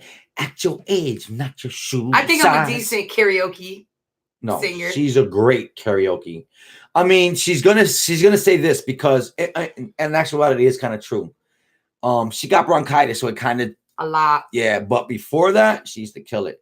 But even with the bronchitis, you guys heard her sing. I didn't get bronchitis this year, actually. Knock on wood. Don't my shit, Laura. Thanks, guys. Mel can sing. Exactly. Now, I can't sing. I can rap. You have to download, but I can't sing. Eugene, you got to download the app. You could do it straight from your phone. You got to download the app. Exactly, Giovanna. But that's when she should have stopped. I don't know. I'll tell you. It was the 80s, 90s.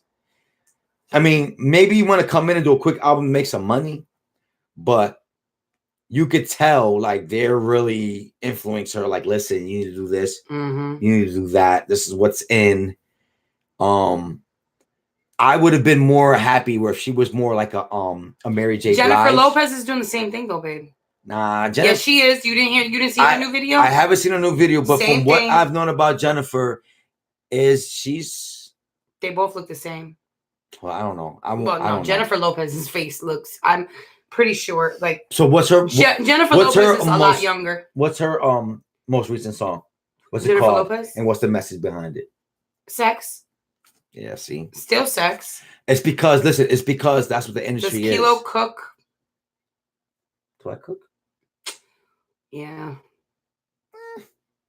If I have to cook, normally his favorite meal to cook is goulash. No, well, that's okay, guys. Goulash. It's not that that's my favorite thing to cook. That's his go-to meal. But like, let's say my wifey calls me and be like, "Boo, I'm not gonna make it." He goes straight for the ground beef and the noodles. Goulash. That's done in 15 minutes. But he hates noodles, so I don't understand why it's okay for you to make them. Okay, time out. I don't mind goulash, but when you want to make noodles with vodka sauce, noodles with another sauce, noodles with butter, I don't do that. Noodles with I don't always do that. I don't like noodles like that. I don't always do that. You know what I'm saying? But his thing is goulash. That's just a quick one. But I could cook a lot of stuff. I know how to cook really good mashed potatoes. He's all happy. The only thing mashed potatoes, he's good. The only thing I can't cook good is rice, unless it's rice-a-roni. That's why I like rice-a-roni, because it's one of the rices that I cook. And I don't like rice-a-roni. But like regular, like Boricua rice or white rice, I just can't cook it. I can't understand the mechanics of it. But it's called Medicine. Her newest song is called Medicine. So she does still got it. Is the medicine? I agree. So the medicine is her. Like that's the message. Like you need some medicine. I got you right here. Yep, something like that. 2 pumps and call me in the morning. We should tell him the story about the girl in the We could, because we didn't talk about that in our vlog. So guys, never mind. Never mind. No, too much. Too much. Mind your business. Never mind. They're gonna make you say it now. Wait, I ordered some rice off Amazon and ended up with like 40 bags of rice. Are you serious? Damn, was it affordable? Yeah, was it? Tell us, damn it. What kind of rice? J-Lo could dance her ass off, but I don't think she's a good singer. A lot of people say that. She's not a great singer. No, time out. Good. She is a good singer. She's not a great singer. Yeah, Kilo. That's Kilo's bitch, guys. She's a good singer. Don't be hating on J Lo. She's not great. Kilo will kill you. And here's the part that's funny about J Lo. She got so much heat because she used autotune. Guess what they're doing now? All autotune. But I think she's a good singer, not a great singer. She's not a great singer because I have one of her albums in my car, and it's not great. But I did hear this. Now, I don't really listen to a lot of Spanish music because I don't understand it. But I think it was one of my people's here. They said that she's actually a really great Spanish singer, but only a good English singer. So I got to give respect to J-Lo. She's one of, to me, she's like a forefather. You know what I'm saying? Like I wonder, I doubt it though. I don't think she does, but I wonder if she writes her own material. I don't think she does though. Most singers don't. Like, to me, a rapper needs to write his own material, but a singer doesn't. A singer just needs to know how to sing it good, you know? Seem legit. Great entertainer and dancer. Excuse me. Great entertainer and dancer, but singer, not so much. She's okay. She's a great dancer.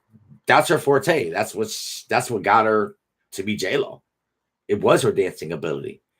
And yes, a great entertainer. Nah, because she really didn't promote the booty back in the day. Like, if you see a lot of her stuff, like just now, she's kind of promoting the booty because that's the new age stuff. And I do have a problem with you changing your morals to fit the new age stuff. So J-Lo, I would say, have some class with that ass. You know what I'm saying? You ain't got to back that shit up. You're J-Lo. You don't need to be putting your shit out there like that. But back in the day, you never saw her showing her ass. Like, she wanted to be known as an entertainer, not as a girl with a big booty. You know what I'm saying? Tanya says she does sound better in Spanish, but exactly, guys, she's just a good singer. But I gotta give her props. Think about what it takes to be a singer, the confidence that it takes to even want to do that. I give it to her, bro. I give it to her. But I'm a J-Lo fan, so it's kind of like you can't really rely on my opinion because I'm impartial to her. You know what I'm saying? I'm gonna give her the benefit of the doubt. Because to me, and unfortunately now that she's converting to this, but I did believe that she was one of the positive role models. Her and Alicia Keys.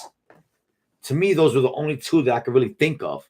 Because Alicia Keys for a long time was promoting that no makeup. You know what I'm saying? So, but I mean, at the end of the day, everybody is trying to get their money. You know what I'm saying? And unfortunately, to get that money, sometimes you gotta cross lines that you would normally not do. You know what I'm saying? Sell your soul. Yeah. You gotta sell your soul.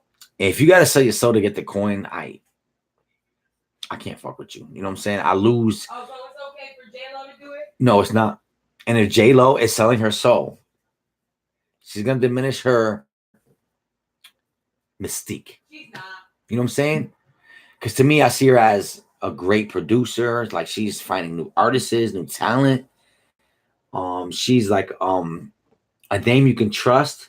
So I'll be very disappointed if that's the case, that she's just now thinking, all right, well, let me just sex sell. So let me just go with what's working. You know what I'm saying?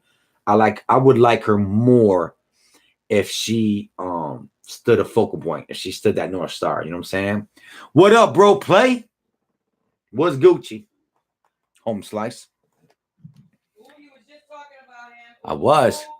I was just talking mad shit too. I was like, how dare they not be on live supporting a boy? Not because they were saying that we should go on a double date on one of these Fridays. And we should. And we probably will. But I give J-Lo props because I see everybody say she's a great actress, but not singing. But because of her, you know how many people are singing?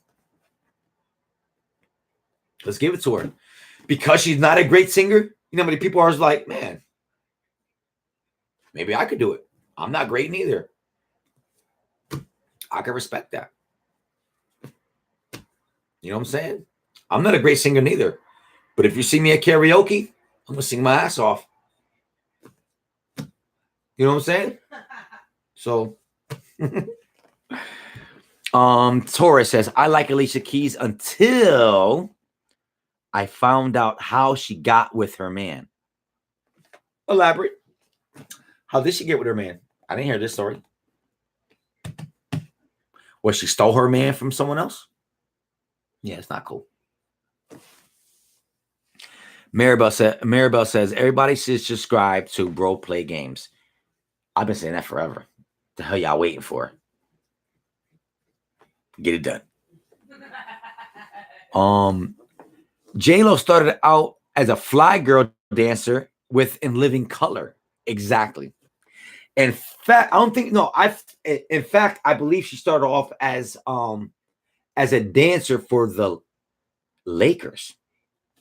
Then she became a dancer, and then she became famous as a dancer from In Living Color. And then I want to say her first movie was Money Train with Wesley Snipes and Harry Woodison. Harry Woodison. No, I'm saying his name totally wrong. The dude from White Man Can't Jump. Babe, what's his name? Harry Woodison, something like that. White Man Can't Jump. Woody Harrelson? Woody Harrelson. Something like that. But I want to say that was her upcoming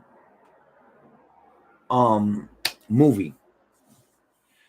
Paula Abdul was and I heard with Paula Abdul, and this was the thing that I heard back in the day, that actually Paula Abdul first came out being the choreographer for Janet Jackson. So when Paula Abdul came out with Straight Up and was doing all those dances, it became like competition between her and Janet Jackson, because Paula Abdul was making all the Janet Jackson dance steps. So just so you know, to me, I love Paula Abdul. I really did. I loved it. Woody Harrelson. Woody Harrelson. What was I saying before? It just didn't sound right coming out my mouth. Yeah, but Woody Harrelson, yes. Maribel said no, she didn't come out in that movie. Yes, she did. So what movie did she come out with? Because the first movie I remember J-Lo being in was Money Train. Prove me wrong if I'm wrong. Oh, okay. Giovanna says Money Train enough, but Selena and many more. Now, was Selena before Money Train? I don't know. I was saying Harry Woodison. You know what that was? That was the E&J kicking in. Sorry. But I'm not sorry. It ain't my fault. All right, Darla says, that's sad. I like A-Rod. I know a lot of people don't. Wait, what's sad? Because I know J-Lo is currently dating A-Rod, correct? Yeah. I think they're married. What's Tanya saying? Yeah, I thought so too. And in fact, not just married, but in love. You know what I'm saying? Like I thought I heard things like J-Lo really saying like, yo, A-Rod is the man, bro. He's a really good guy. So yeah, man, I remember Anaconda, and I know that was later on. Like I really want to say, you know, now that I'm thinking, maybe Selena or Money Train was the first one. Huh? I will Google it. No, my phone died. All right, they are engaged. Yo, but I heard they were madly in love, yo. So I salute that. Tanya says when they came back from vacation, they were saying that she gave him a black eye. Whoa. There's a lot of ways to get a black eye. I mean, but hopefully they weren't on some fighting shit. I can't support that. I don't support, you know what I mean? Like, that's weird. You know how the media But like if they was playing football and she threw the football by accident, hit him in his eye, and gave him a black eye. I mean, okay, shit happens. You know what I'm saying? But you can't be on no Chris Brown shit and just be whooping somebody out on the freaking passenger side of the seat and think it's gonna be all good with me.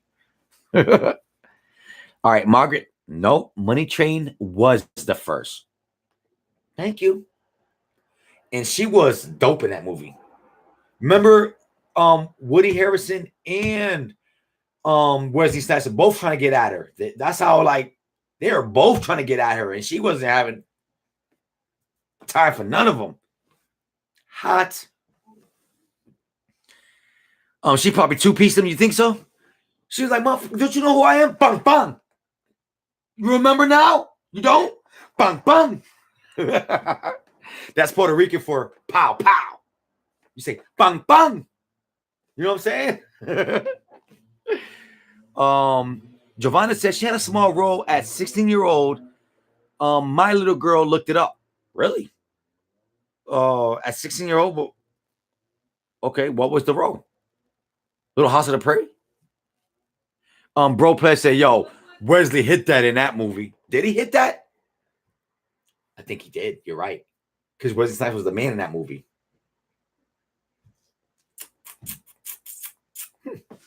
We're gonna go with it because I can't dispute it. But to me, when I hear Wesley Snipes, I think Blade. Maribel said, nah, she just threw him a baseball and hit him in his eye by accident. Totally normal shit, you know. When you're in love, you're like, hey, boo, catch. Oh, I thought you were ready. I thought you were A-Rod. He was like, don't tell nobody what happened. I'd rather you tell everybody you gave me the two-piece. That's why Bro Play was like, yeah, she gave him the two-piece. He felt more manly about that. Yeah, we were play fighting. She gave me a two-piece. It's all good. And everybody was like, nah, she threw the ball and you wasn't even looking. She hit you in the shut the two-piece. Speak about two-piece. You want to go to Kentucky Fried Chickens?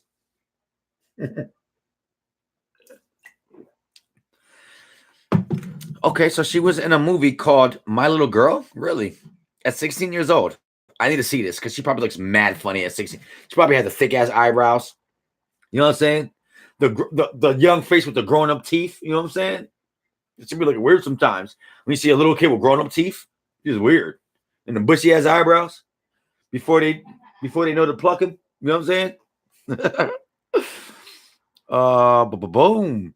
So true. And with bangs. Okay, so she had the bushy eyebrows with the bangs, with the grown-up teeth, and the young face. I need to see this shit. This shit, I'll probably laugh. Tori's like, oh, Kilo, you crazy. But wait till we see that. We all gonna look for it when we get off this live. We're gonna be like, let's see J-Lo at 16. You're like, what the fuck? No, hell no. Who the hell is that? That's gonna be funny. Boom. With grown-up teeth. Yo, Raven, I speak the truth. She's gonna have grown-up teeth with this young ass face. It ain't gonna look right in her face. You know what I'm saying? And her jibs is just gonna be like, bam. That's what's up. It's time for another drink, guys.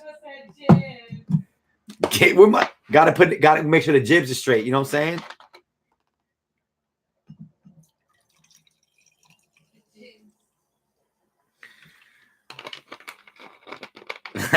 saying? Raven said, you crazy, Kilo. You funny as hell.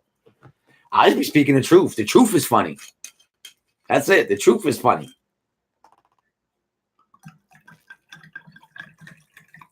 I don't know if you can hear that. You hear my drink? It's like, gloop, gloop, gloop, gloop, gloop, gloop. That means I'm going to have a good Friday. Darla said, I wish I had got to go to the old stadium. Okay. I went to the game last year. It was a hard. So what stadium? The New York Giants Stadium? Because I was able to go to both the stadiums. So I went to a preseason game with the old New York Giants Stadium. And they were tearing it down. They were showing the construction of the new one. Then I was able to go to a preseason game to the new Giant Stadium. And man, it was like walking into the future, bro. Like they really did a lot of good changes to that stadium. I would definitely say like you got to go see a sporting event live one day. I just wish it wasn't so freaking expensive. I would love to bring the whole family to go see a Giants game. You know what I'm saying? But man, it'd be like 100 and something a pop, bro. Can't afford it. Yankee Stadium, yeah. You know what? And I heard that baseball tickets are a little bit cheaper. I remember as a kid, we were in summer school, and as a way of celebrating the end of the summer, they took us to the Met Stadium. It was a baseball game that wasn't televised, and this was back in the days with like Darryl Strawberry, Darryl Goodman. Wait, not Darryl Goodman, but there was a couple. I'm sorry, I can't remember the '80s baseball team, but it was a lot of great baseball players, and it was not televised, and it was this huge fight that happened. It was the best experience I've ever had as a young child. You know, Maribel says, "Go Dodgers." Mine was with the Mets and Giants, but I'm a diehard Boston Red Sox, and I'm from New York. Oh, damn. You probably get it over there. So they'd be like, what? Boston. Lubella, what up? Squad up. She says, I live in South Florida, and the Mets have their training here in my town. Really? And the tickets are cheap, bro. I see. That's what I'm thinking. Like, maybe I'll bring, because listen, watching baseball on TV is super boring. But watching it live at the stadium, oh man, it's the best experience ever, man. That energy. But the funny thing is that every hit looks like it's going to be a home run. You know what I'm saying? Like, I remember that as a kid. Like, oh shit, it's a home run. And there's a pop-up at second base. Like, damn, that should look like a home run from way over here. Like, damn, what's wrong with my eyeballs? Tanya says, you bringing back so many memories. I have pictures of my kids on the field throwing the ball at Yankees. Really? That's dope, man. Yeah, things like that you don't never forget. Like, that's what life is all about. Is those precious memories right there. That is not the normal. You know what I'm saying? It's out of the routine. If I tell you, you won't believe me. You know what I'm saying? Like, that's dope, man. Bro, play Go Buffalo. Hey. Shh. Bro, you don't want to say that too loud. You ain't getting no love over here. We Giants fans, baby. I'm just messing with you, homie. Because you know what? Buffalo is always going to have a special place in my heart anyway, because, I'm from Buffalo, New York. You know what I'm saying? Everybody, man. Like I said, I was there living in Buffalo, New York when the Buffalo Bills made it 4 times in a row to the Super Bowl and lost 4 times in a row. You know what I'm saying? And let me tell you, I was in high school and they were like, listen, if the Buffalo Bills win the Super Bowl, tomorrow it'll be tax-free, everything tax-free. They never won. And I had to pay taxes. And I was heated. Maribel says, go Eagles. Johnny says, Broncos. Giovanna says, Tampa Rays and the Yankees and Mets. Wait, they have the summer camps for them. Okay, my fault. I thought you were saying those are your teams. And you're a NASCAR, Darla. You're a NASCAR fan. Okay. My dad's a big NASCAR fan. He loves it. I can't really get into NASCAR. But that's just my own thing. But it is dope. You know what I'm saying? But I can't sit there and watch it. It's not entertaining to me. They're just going around this big giant circle, It's like, oh, okay. Oh, he's in 357th place. Okay. Oh, he moved up. He's in 200th. Oh, okay. I just can't follow it too much. Gene says the Falcons. Okay. Okay. Yeah, see, Lubella. See, I can't watch NASCAR. I get lost. It's like watching tennis. It's like,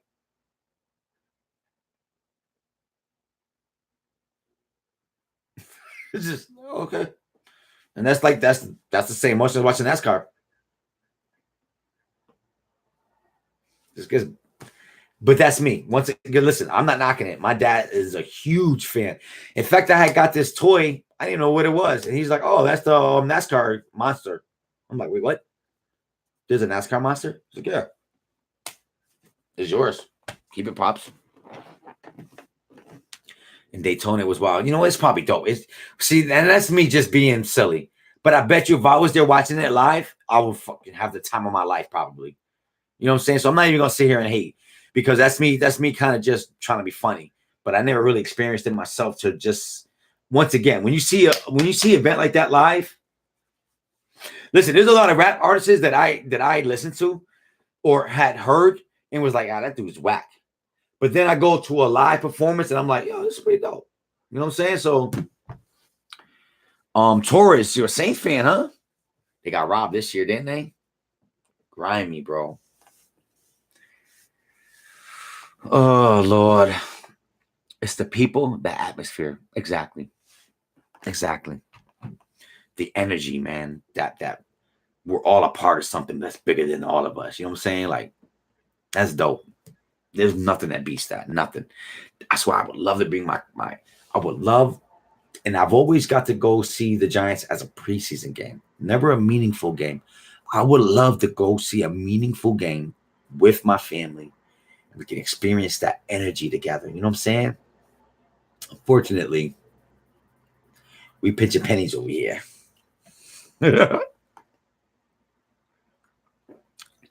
Maribel, golf is too quiet for me. I just can't watch that either. It's just not. I like physical sports. It's not physical enough. You know what I'm saying? It's a guy. And let's walk over there. Come on, guys. Let's walk together. Let's put a penny right here. That's my ball right there. Oh, it's my shot again? Okay. Let's walk over there. You know what I'm saying? It's not physical enough. Now, if he had to swing that before somebody tackled him, I might watch it more.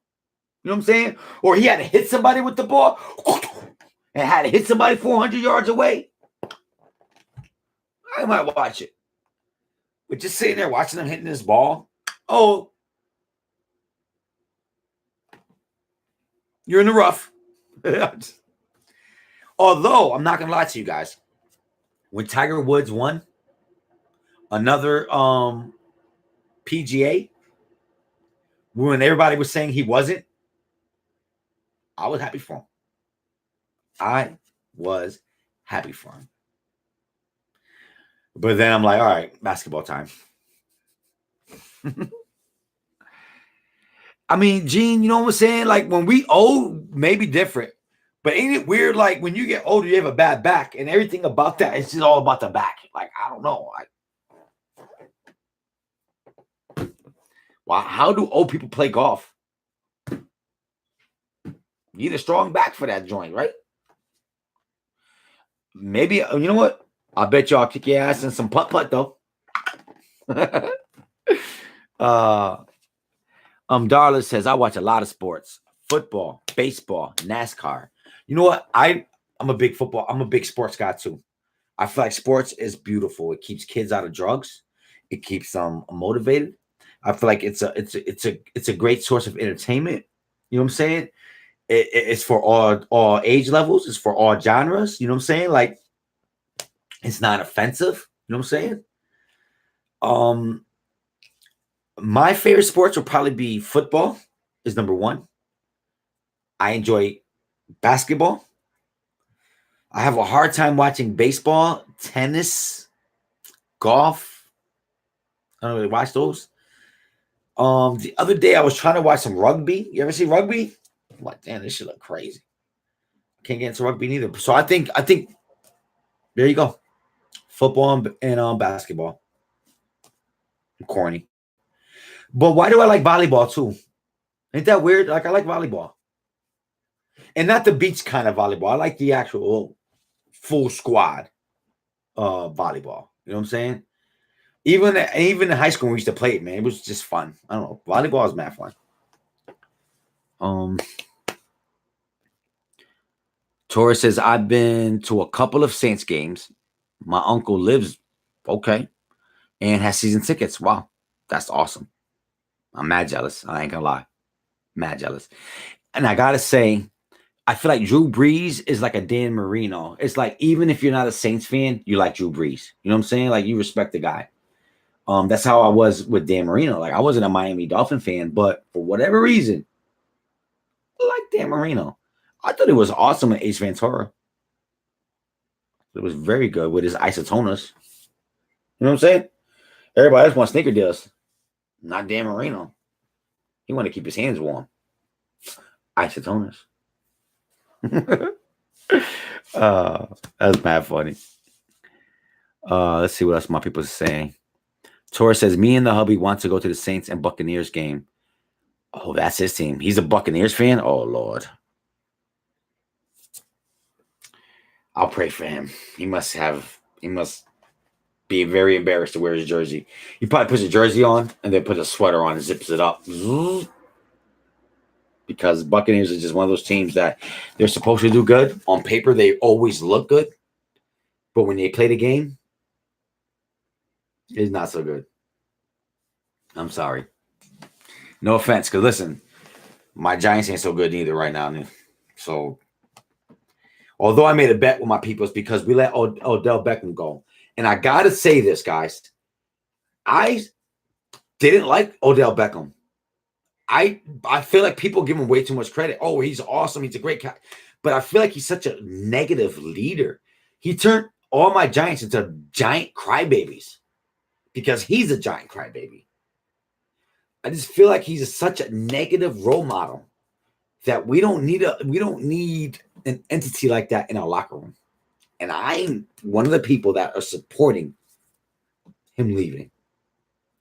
So I made a couple of bets with my friends. My friends told me, oh, he went to the Browns. I bet you because of that, the Browns will have a better record than the Giants. I took that bet.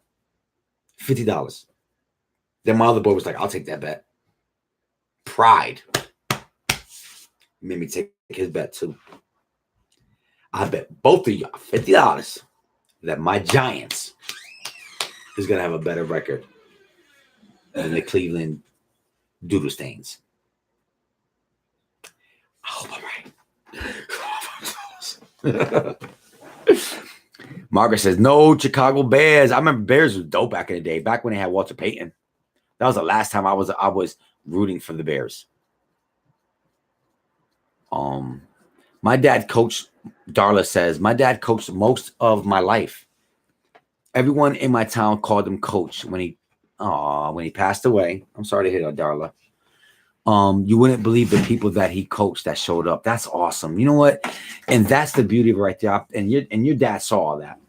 You know what I'm saying? Like love is the only thing I feel like is the only thing that you take with you. You know what I'm saying? It makes it easier to pass because you know you did your part. You know you left you left an exclamation mark, and it's okay for you to go. You did your job. In fact, you live in so many people. You know what I'm saying? That it's okay to go. So, Darla, one love to your dad. Being a coach means he sacrificed a lot of time away from his family, but it also means that he fathered a lot of other children who possibly never would have had a father figure in their lives. So you know what, guys? Let's salute Darla's dad. Great job, Darla. And I'm glad that everybody showed their love, and that's how it should be. You know what I'm saying? So salute. Torres says, who that be? Okay. Torres says, if he can't even find a jersey, no worries. I give him shit about his team. You go to sports stores at the mall and they have nothing for his team, only keychains and lanyards. And cups.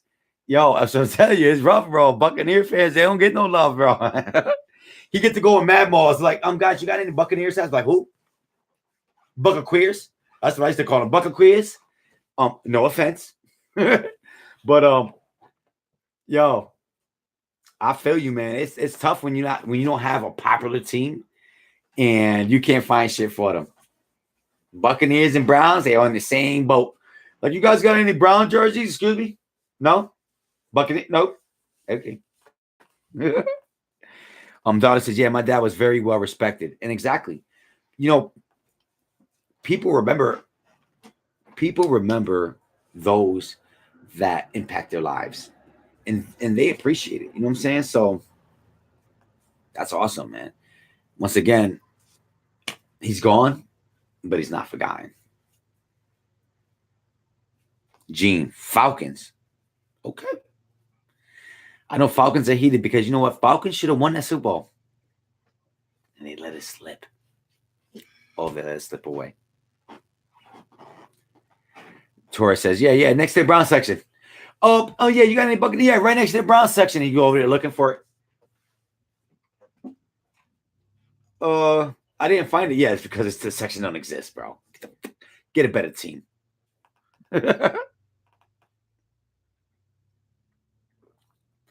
Darla says, I remember when people used to call the Saints the Aints. And they used to wear the brown bags over their head. I remember that too. In fact, I remember when the Patriots weren't even good. Remember Chicago Bears whooped the crap out of them at the Super Bowl? They had the whole Super Bowl shuffle with the fridge. And Walter Payton. You know, it's one of Walter Payton's most regretful times was that he wasn't able to score a touchdown in that thing, in that Super Bowl game. And he had done so much for them in that season that he was a little upset when Mike Ditka told the fridge to run in that the touchdown play, because he felt like, you know, he should have did that, you know. But it's funny because I feel like that was the last time the Bears was really great. They didn't make it to a Super Bowl. No, they actually won a Super Bowl, didn't they? With Urlacher, I believe. But that was when the Patriots were so bad, man, so bad. And they've been good for so long. It's like, oh, I hate them already. You know what I'm saying? Like, ain't it funny how we start hating things that are great? Excuse me, guys. I don't mean to yawn. I'm exhausted. I had a long week. All right. Dollar says we were robbed this year. Yeah, you were robbed. And that's why New England won, because how can you have a team win a Super Bowl that, I don't want to say they cheated, because it wasn't like they cheated to win. The referees botched it. The NFL cheated, not the Rams. You know what I'm saying?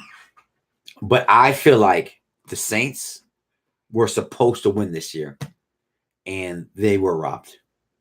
They were robbed. And I don't know if the NFL will admit it. I know they admit that they made a mistake, but I don't know if they'll. It's weird how they're trying to fix the mistake that they did, because they're trying to fix it without fixing it. And it's really weird. You know what I'm saying? Like, it's like they're admitting that something needs to be changed, but they're not going to say, well, you know, they got cheated, you know? I was heated when it happened too, because I'm like, come on now. It was so evident. You know what I'm saying? Like, damn, everybody saw it. Even the announcers. And it's like, wait, what? What just happened? It was just weird, bro. It was like no way to stop it. And then that killed their momentum. You know what I'm saying? Because they still had time to win the game again. But after that, it just killed the momentum. And then Tom Brady does what Tom Brady does. You know what I'm saying? Wait, I'm thinking about the wrong game. Sorry about that. But whatever. Uh-oh, football talk. The men are here. Mm-hmm. That's what's up. But guys, so what's good? What's up with y'all Fridays? How was everything?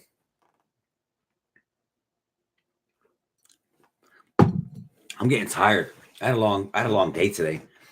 I drove back from Maine, and then I had another run, and they're like, oh, it's mad easy, mad simple, but it was still like an hour away here, then an hour drive there. So I'm feeling it. So what are you guys gonna do for Memorial's Day? 3 days off is all good. Yeah, I got 3 days off myself. Oh, I need it too, man. I'm so tired, like inside tired, like internally tired. But somebody gotta pay these bills. You know what I'm saying? It's like, let me not say it like that, because that sounds mad negative, but that's just what I always say. Oh, I gotta pay these bills. I saw this guy. I took the kids to the park today because I got out late, and I'm like, you know, I'm motivated, man. Let's go to the park. We walked to the park, and this guy was like, yo, Kilo, come here for a second. And I go, what's up? He's like, yo, I saw you get arrested the other day. You good? I'm like, nah, I didn't get arrested. I have to tell the whole story over again. Ain't it funny? Like when things happen, you have to relive the story, retell it. It's like I should have to do this. It's almost like, yeah, you didn't see the vlog? Man, I'm so yawny today, man. I'm mad tired, bro. Yeah, bro plays, yo, I'm tired too, bro. It's weird, bro. It's like sometimes you work so hard, man, and you want time for yourself, you want to enjoy it, but your body is like, nah, we tired. All right, Giovanna said, chilling with the family from Orlando. We showed up today afternoon, and on Memorial Day, I'm celebrating my 43rd birthday on the 27th. Happy birthday, man. That's what's up, man. 43rd. Like, ain't it funny? Because we never see ourselves that old. Yeah, I turned 44 August, and I'm like, yeah. When I was a kid, I used to look in the mirror and say, I wonder what I look like when I'm 30. I never thought to myself to say, I wonder what I look like when I'm 44. Now, I don't know how you feel, but I feel like I look exactly the same. I even think all the same things. I just got a little more wrinkles. But I look the same. And I think the same. You don't think that when you're 18. You wonder. I wonder what I would be, what I would think like when I'm 30. You never say 44. But then you're 30 or you're 44 and you think, I'm thinking all the same shit. Wait, did I grow? I'm still thinking about video games. Dollar says, shh. She would kill me if she knew I told. Ooh, I want to know what's going on. Ooh, shh. Celebrating my sister's birthday on the 26th. She'll be 62.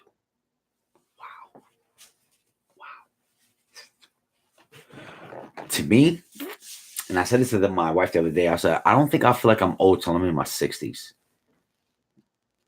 Your sister, you should get your sister a stripper. Make her feel young. And not no midget stripper neither. Or like no plate. Like you should go get her a sexy young man to strip for her.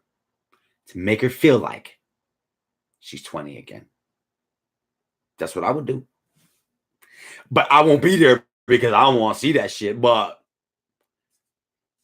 if I'm turning 62, wait, do I want a stripper? No, I don't want a stripper. But I'm not your sister. Your sister wants a stripper. A young one. Giovanna said, Kilo, same here. I'm old. When I turn 70 or 80 years old. Exactly. Until then, I'm young. All right, guys. 44 is the new 33. And I'm young. I'll get old later. I don't got time to be old yet. That's how we're going to do it. Let's go to where it says, Kilo, I just hand out business cards with the channel name and the video. Want to know what happened? Check out the video. Exactly. You want to know what happened? Here's my card. Check out my video. Thumbs up and subscribe if you like it. Old is a thought process. But there's a certain time in your life, I feel like we're all going to get there one day, and we're going to say, okay, I'm old. And it's okay. This is who I am. You know what I'm saying? I still got 20 years to worry about that. Until then, I'm young as hell, baby. Young as hell. And then I'm going to sit here. At 60, I'm going to be starting my live, and then all of a sudden, be out. Hey, guys, what up, man? We chilling, man. I've been doing this for 30 years. All right. Maribel says, how's your experience with your new job? I got to be honest. And I said this before. I'm going to continue to say it. I am so used to just being taken advantage of. I am so used to working hard for no reason that I got to admit, I love my employees. My employers. Yes, my employers. I feel like they're good people. In fact, they're such good people. It makes me want to do good. Um, I love the change. I'm happy. Now, guys, I am sacrificing a little bit of stuff because excuse me. Sorry, that's that ride from Maine. Um, I was really used to kind of getting home at a certain time that now I don't really know when I'm coming home. But the love that they show me, the appreciation that they show me outweighs, and everyone here at the house understands the sacrifices that need to be taken. And they appreciate it as well. So it's like I have to support at home. Like it would be hard for me to do anything if I didn't have the okay. You know what I'm saying? Like I need them to kind of reassure me that what I'm doing is okay. Because when I don't spend time with them, I feel like I'm robbing them. You know what I'm saying? It's not really time for myself. It's time away from them. So with them saying, Dad, we good. You got this and we're proud of you. It makes it easier to do what I have to do to support this family. Once again, I pride myself on supporting. I pride myself on being the bread bringer. I love that my wife has a new passion and there's a new fire in her soul because now she's also contributing. Although being a stay-at-home mom is an unselfish job that I mean, honestly, I understand what it takes to do that. That I do feel like she is already contributing to the family. I say all the time, it's because she does what she does, it makes it easier for me to do what I need to do. But the empowerment that she has, knowing that she's also bringing in a paycheck, is just once again, if she's feeling good and empowered, it makes me feel good and empowered. And it makes it easier for me to do whatever I have to do to make this family functionable. You know what I'm saying?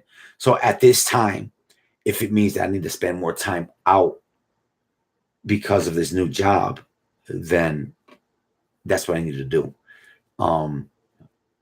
Tony's 18, Laylo's 16.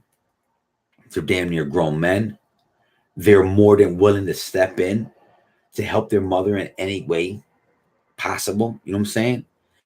And it's like, it just makes it easier for me because I feel bad. You know, I'm like, damn, man, I could be spending time with you guys. So hearing them say, nah, Dad, we good. You know what I'm saying? Like, we good. You got this. We're proud of you. It really makes it easier for me. Now, do I want to spend 12 hours a day at work every day? No. And although they gave me the okay, doesn't mean it's okay. You know what I'm saying? I appreciate the understanding. But for me, I need that time too. You know what I'm saying? If I spend too much time at work, I will get depressed. I need to feel like I'm still relevant at home. You know, guys? So keep that in mind. Sometimes you guys might have your husband or your wife who is really busting their ass, man, and they're working 12 to 15 hours a day to provide a certain lifestyle for their family. Guys, let them know you acknowledge that. Remind them that we're happy. You know what I'm saying? Like, we need to hear that as a husband, as a provider, or if you're the wife, as a provider, we need to hear that. You know what I'm saying? Like, we need to know. It's important, man, because listen, if I'm not making a difference at home, then I don't care how much time I'm spending away. Like, I need to make a difference. I don't care how much money I'm making. If it's not enough at home, then listen, this job ain't for me. You know what I'm saying? So acknowledge, guys, acknowledge your significant other. If they're putting in that work, if you're the one putting in that work, then hopefully your significant other and family will kind of give you the okay, like, hey, dad, we got this. And, or mom, we got this. And we're proud of you. You know what I'm saying? Like, I want to be like you when I grow up. You know what I'm saying? Like, they need to hear that every once in a while. They really do. So don't think, oh, well, he knows I love him. No. Sometimes he needs to hear that because, yeah, he knows it. But if you don't hear it enough, it's harder and harder to convince yourself, especially when you spend most of your time away from your family. It's really easy to find a little dark area to believe that you're irrelevant.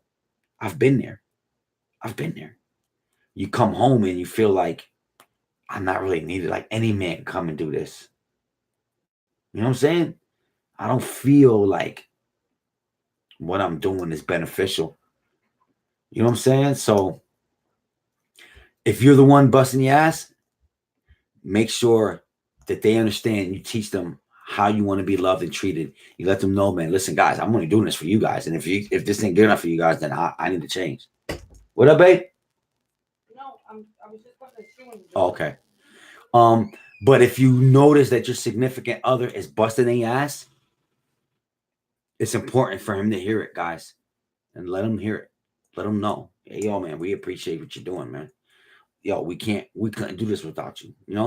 They need to hear that because it don't matter. It don't matter. Their boss could tell them how great they are. Their employees could tell them how great they are. If their wife ain't saying that, their kids ain't saying that, it don't matter. We need to hear it. You know what I'm saying? So preach, guys. You know what I'm saying? Like, let your voice be heard. Kate says, hi, first of all, and what up? What's Gucci? She goes, housework is done, baby is asleep, and I'm back. That's dope. And that's right. Nothing beats that. That satisfaction that everything's done. I can go to sleep, and when I wake up, clean house. You know what I'm saying? Clean dishes, clean environment for my children. That's dope. And I'm glad you made it back. And we just talking about whatever. Because we crazy.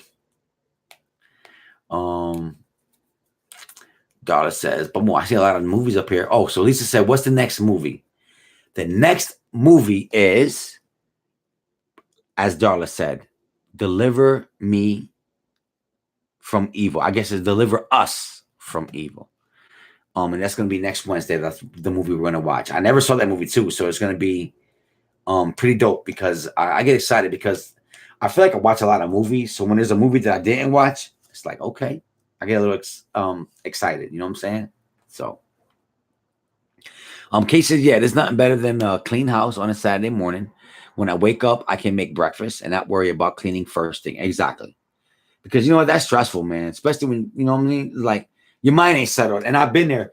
You ever been there where you, like, know you should have done something, so while you're sleeping, you're just thinking about it the whole night, so you don't really get a good night's sleep? And I'm the same way. Even wifey like that too. Like, we gotta get this shit done before we go to bed. You know what I'm saying? Like, I need to wake up tomorrow and I just gotta work about tomorrow.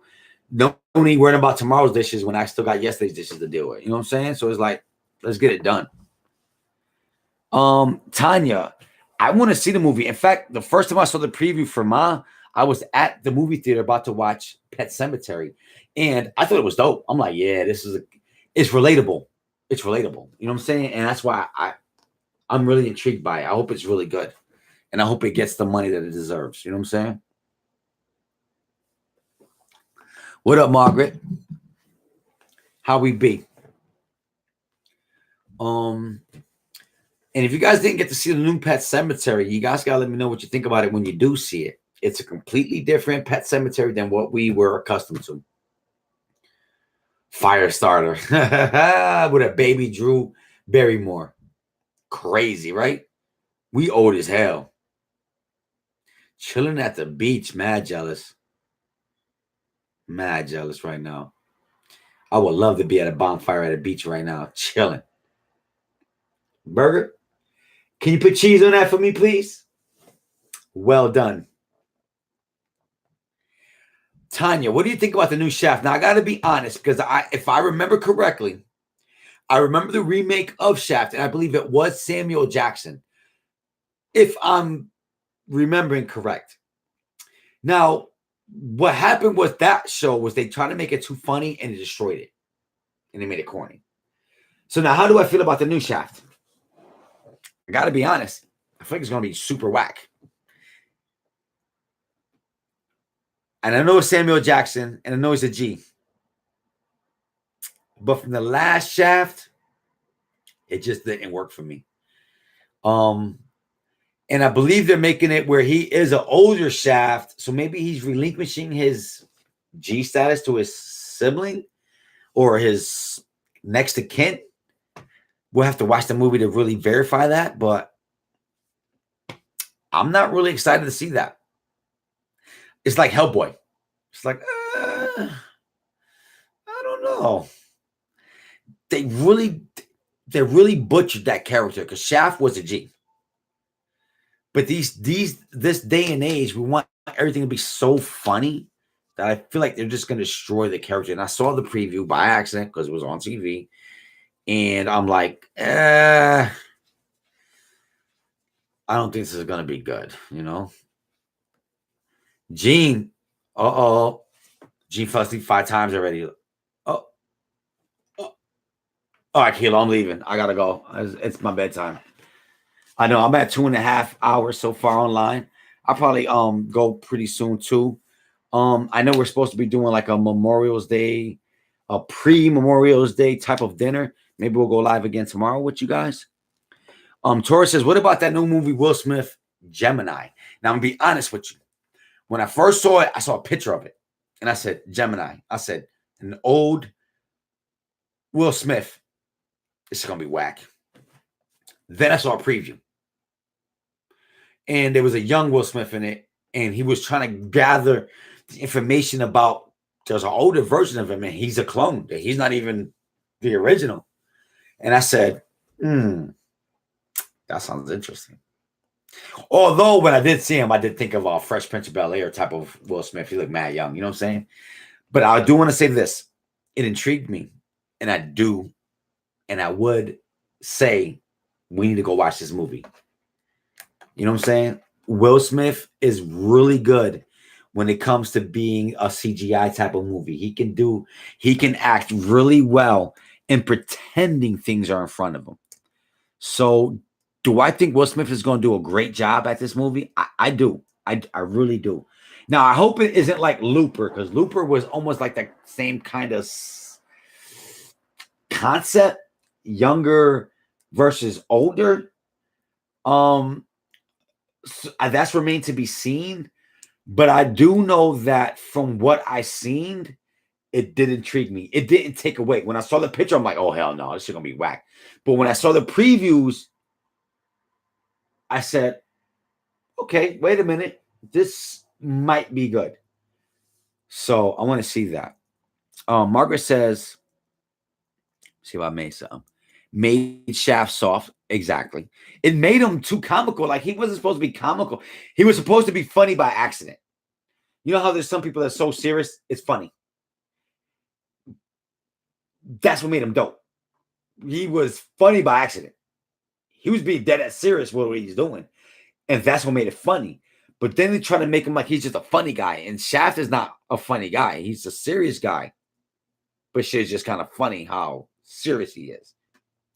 So let's see what they do though with the remake. Or not remake, but it's not even a reboot. Is it a part 2? I guess we'll have to say it's a part whatever.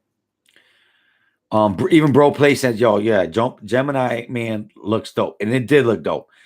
And like I said, when you see the picture, you don't think that though. You're like, Will Smith's been out of the game for so long. Maybe it's time to retire. But seeing the preview or the trailer, I did say to myself, looks better than I thought. Tanya says, at Bro Play, right? I was like, what the? Margaret says, I Am Legend or I, Robot. And those are great examples of Will Smith being Will Smith, Men in Black, where you have to be an intense type of actor with nothing really there. I can imagine that. All right, Will Smith, this scene there's 50 robots jumping out of a truck, and they're all going to attack you. And action. You know, and you're just there in this big, giant blue screen studio. And you're like, you're a robot. You don't have no emotions. You know what I'm saying? To me, I don't know if there's someone better than Will Smith when it comes to CGI acting. But that's my opinion. And guys, are you excited? I see Margaret saying, or Bad Boys. But are you guys aware that they're about to make a new Bad Boys? Could be dope. They're coming out with an I Am Legend video game. Bro, that'd probably be stupid as, right? I mean, you could probably make a concept now. I mean, I don't know. Like, to me, it's already been done. When I think of I Am Legend, you know what I think of? I think of what's that movie? One of my favorite movies. I got the game. Hold on.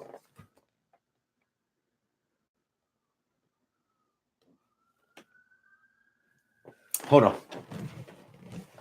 I think of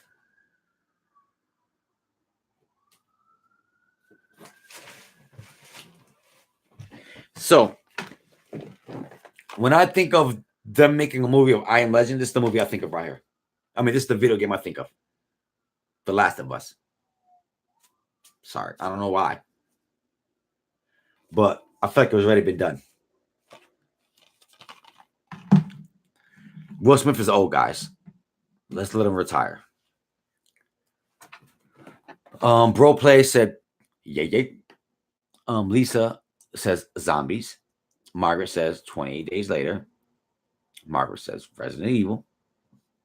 The Last of Us. I like that game. And Bro Play says, yeah, you're right. You know what I'm saying? Like, that's what I think of. Like, that's the worst part of where we're at right now in movie making. We just want to remake everything. We don't want original concepts no more. Dr. KK says The Last of Us Part 2 is coming soon. Not only that, this video game was so popular.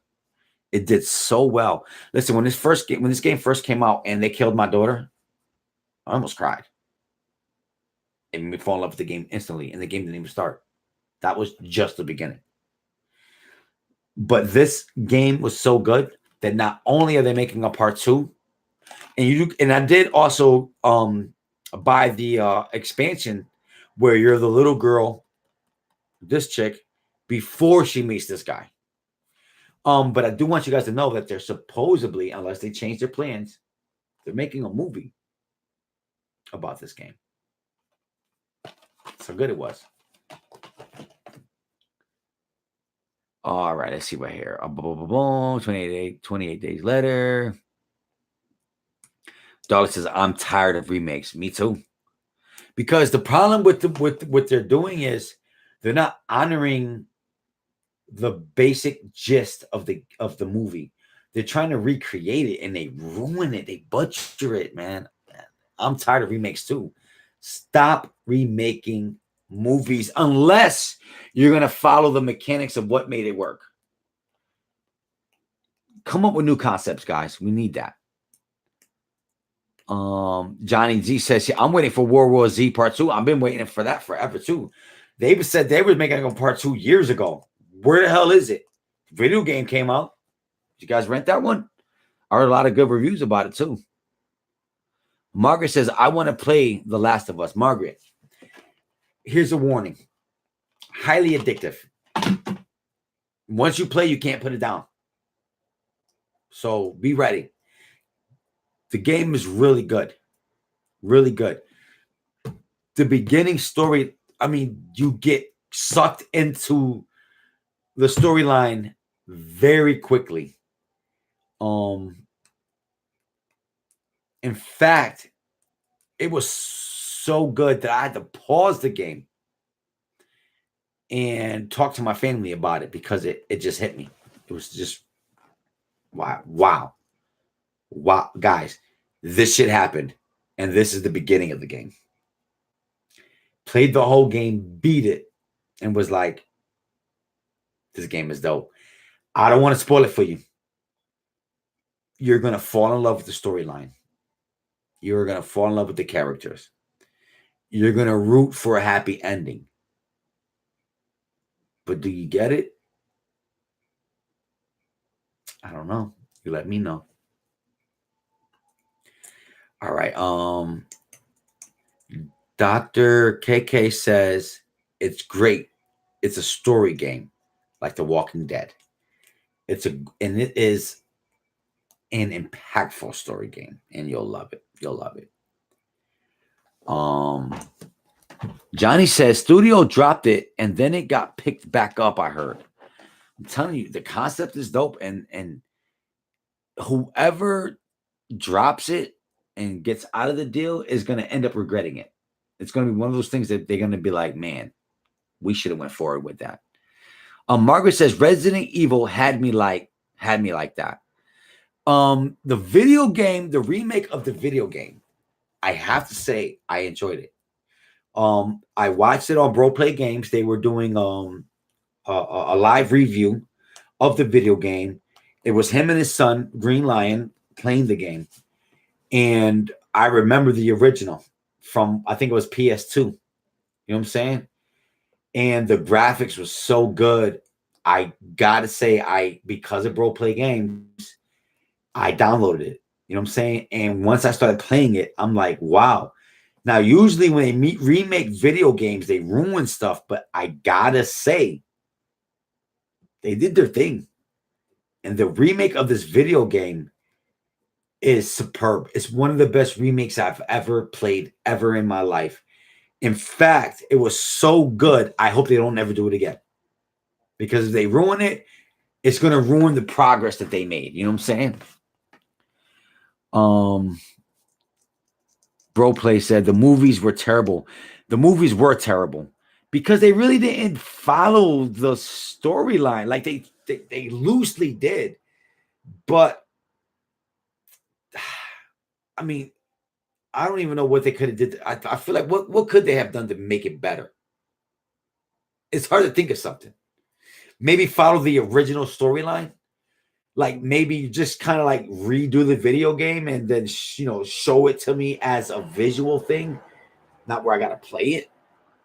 But the movies were bad. And I feel like because sometimes what they do with those type of movies is they dumb it down and they make it more for the kids. And it don't work like that. Movies like that need to be dark. They need to be grimy. They need to be in your face. You ever play Dead Space? Dope.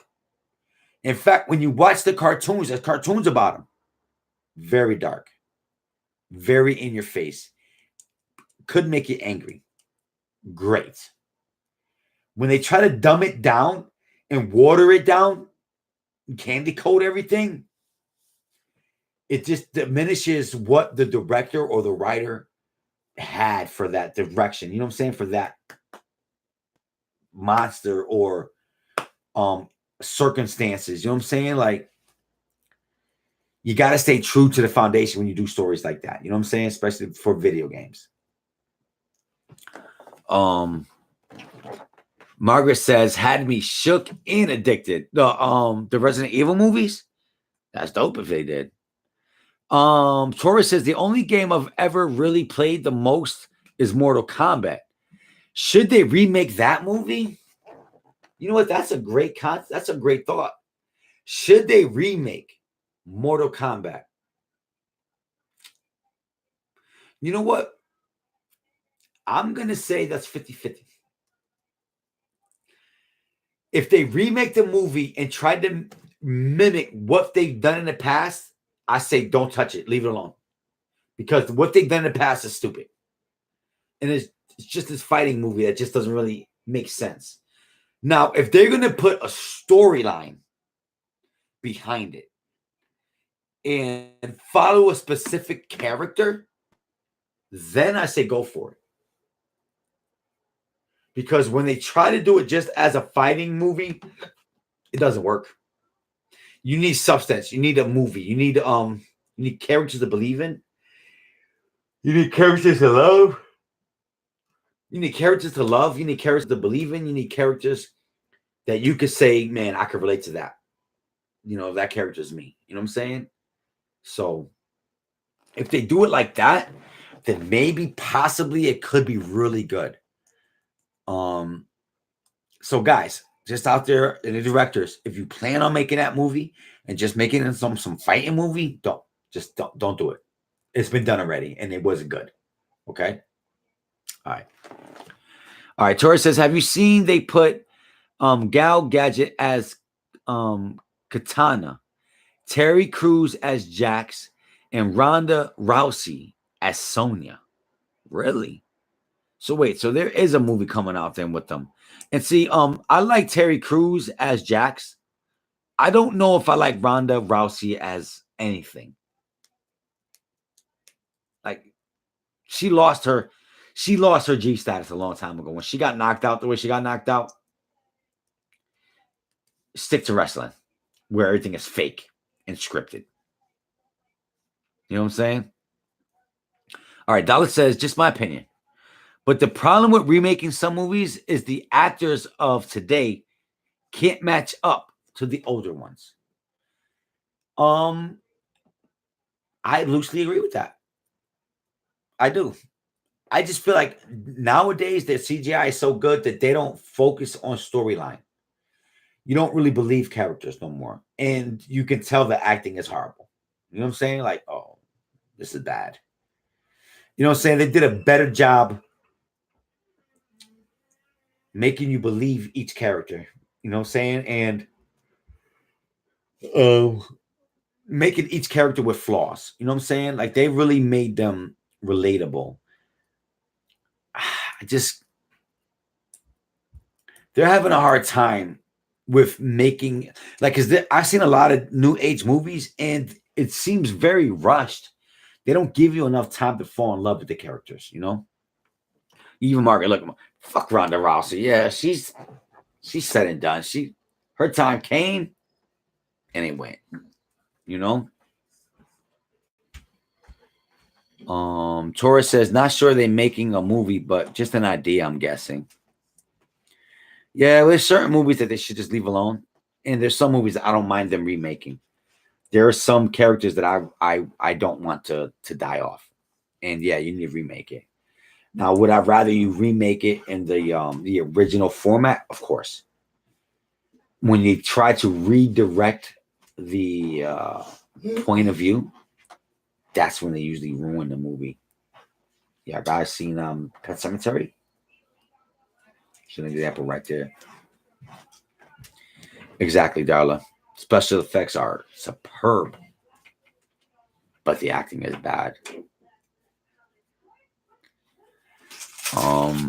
What Bro Play say? I can't go up that far. But yes, guys, if you guys did not subscribe to Bro Play, hurry up, get it done. Special effects are good. All right, Torres. Nah, we haven't did any gameplay on YouTube for that. All right. Yeah, and he does a lot of gameplay, guys. And once again, he needs you guys.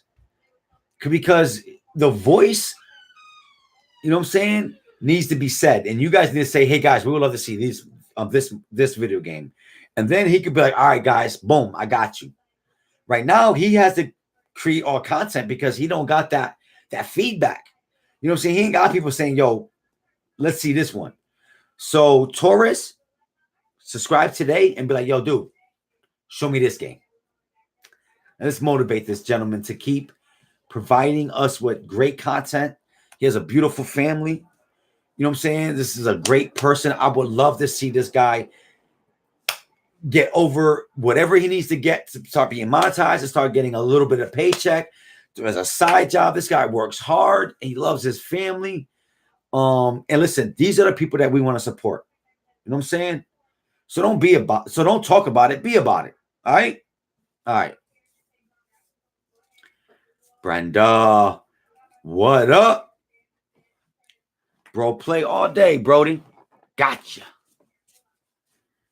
So yeah, subscribe today. Tell him games you would love to see, review boxes you would like to see unboxed. Any question, this guy plays. I mean, he got the kids there. Very smart guy, man. Pick his brain. What up, sweet Nana?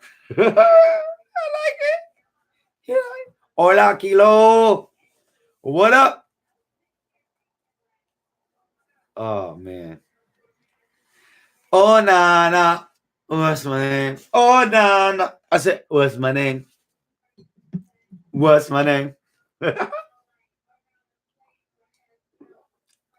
Flip Squad. What up? Oh, that's dope, guys. Oh man. Yeah. Sing it like you know it. Woo! Say it loud. Say it proud. That's how we do. Cheers. That's no doubt, guys.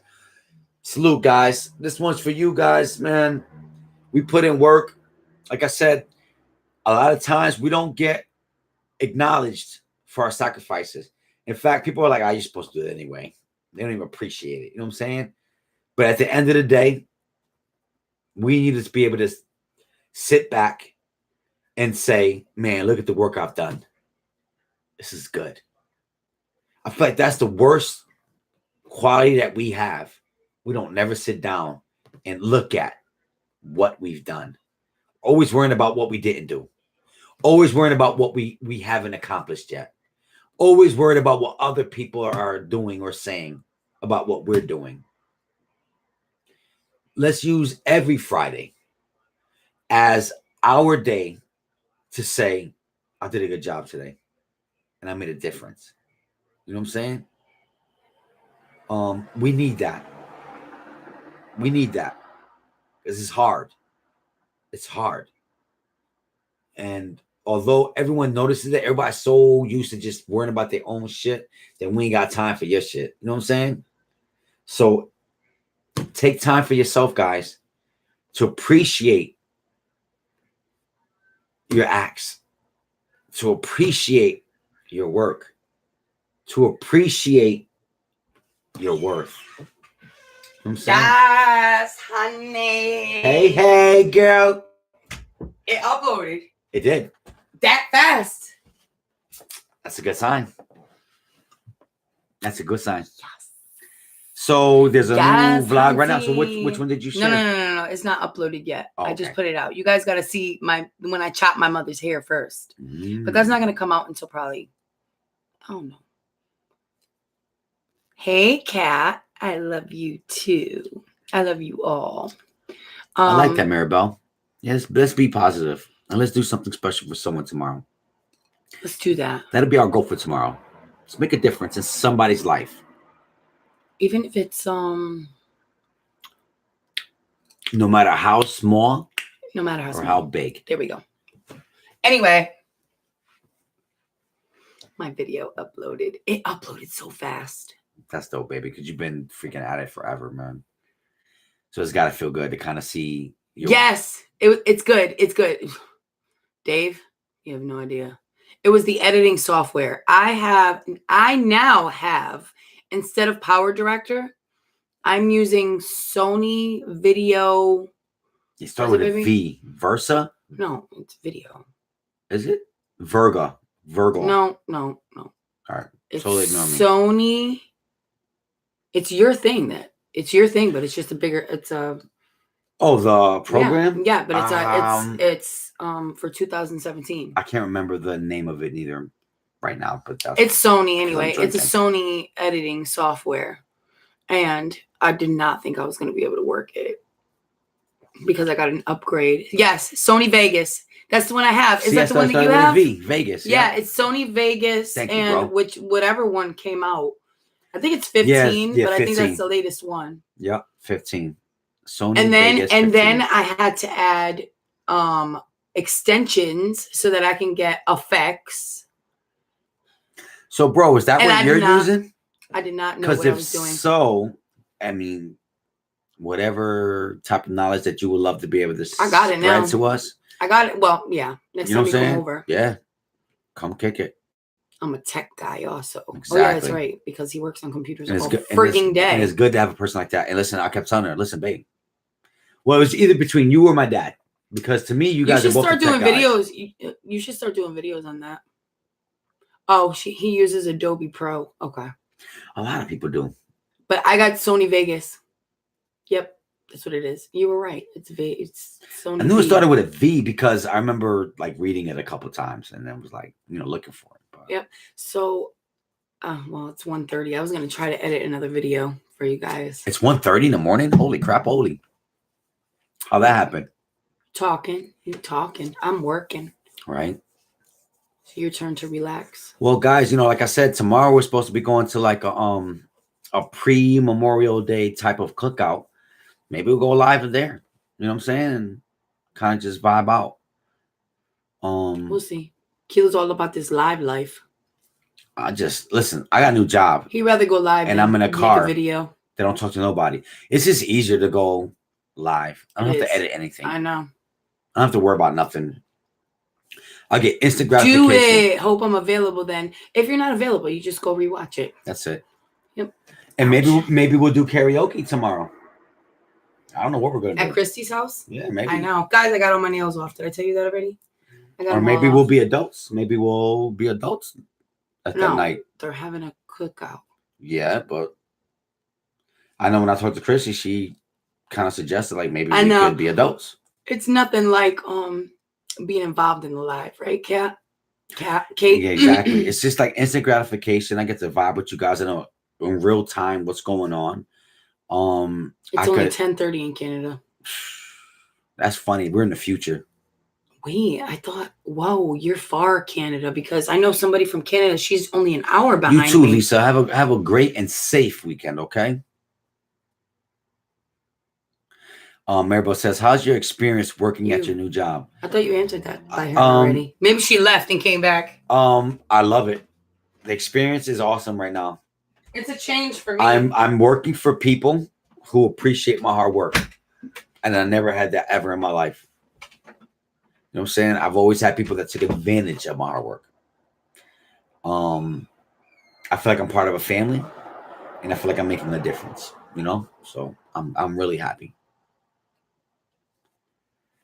All right. Same here. I'm in Oregon. That's what's up. That's crazy. 10:30, huh? In Canada? Really? 10:30 in Canada. That's crazy. It's 1:30 right here, right now in CT. And I feel it. Because like I said, there's a vlog coming out, guys, of our experience. Listen, this is dope. The job consists of me driving all over. And they had me doing a delivery all the way in Maine. They told me, bring the wife. They told me, we got you at a hotel. So, guys, I was able to go to a hotel in Maine, a place that I don't never really travel. Hotel on the business. I've never had a job like that just showed me that kind of love, bro. That was just like, yo, man. Get your wife and go. So, man, we had a great weekend. But let me tell you, we drove back at, we had to leave the hotel like around 11. So I spent almost all day driving, you know what I'm saying? And once I got back, I had to go to the office and drop off everything I picked up. And then I had one more delivery to do.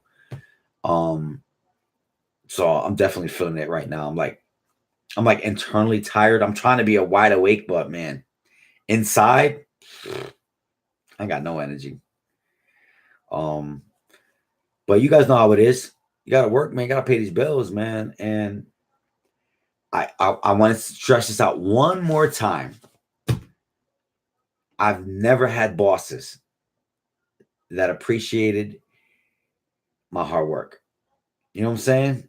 I'm happy, man. I am extremely happy. I really am. And thanks for asking. Tori says, was a nice live, Kilo. This is my way. Thanks for all the talks. Have a great, safe, fun weekend. Love you. Good night, fam. All right, Taurus. I'm going to hit you up soon, too. Once I read the text. I'll probably hit you tomorrow. It's really late right now. It's almost 2 o'clock in the morning for me. I'm feeling every bit of it, too. Like, internally. I'm mad tired. But, guys, I do want everyone to have a safe weekend. Be about family. Be about the change in life. Do something positive tomorrow. And make a difference in your life, in your family's life.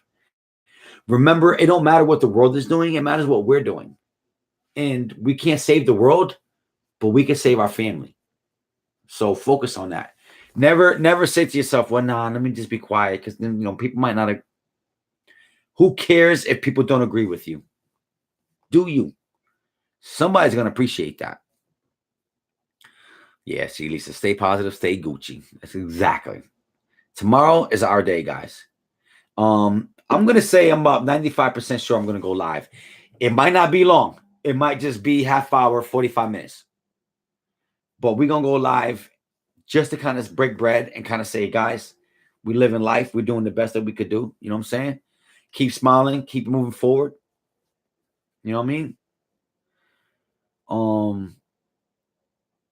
Darla says, I'm checking out. Night, y'all. All right, Darla. Have a great night. I know, guys, I'm really tired to myself. I'm probably going to call it a night. I'm going to call it a night right now. But I will definitely go live tomorrow. Now, I'm not going to promise I'm going to be on long.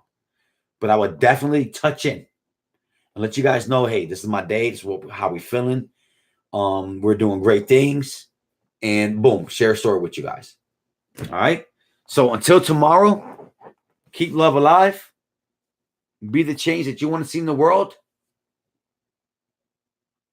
And keep family first. All right? And until then, stay Gucci. Peace, y'all. Be good. Oh, hold pose.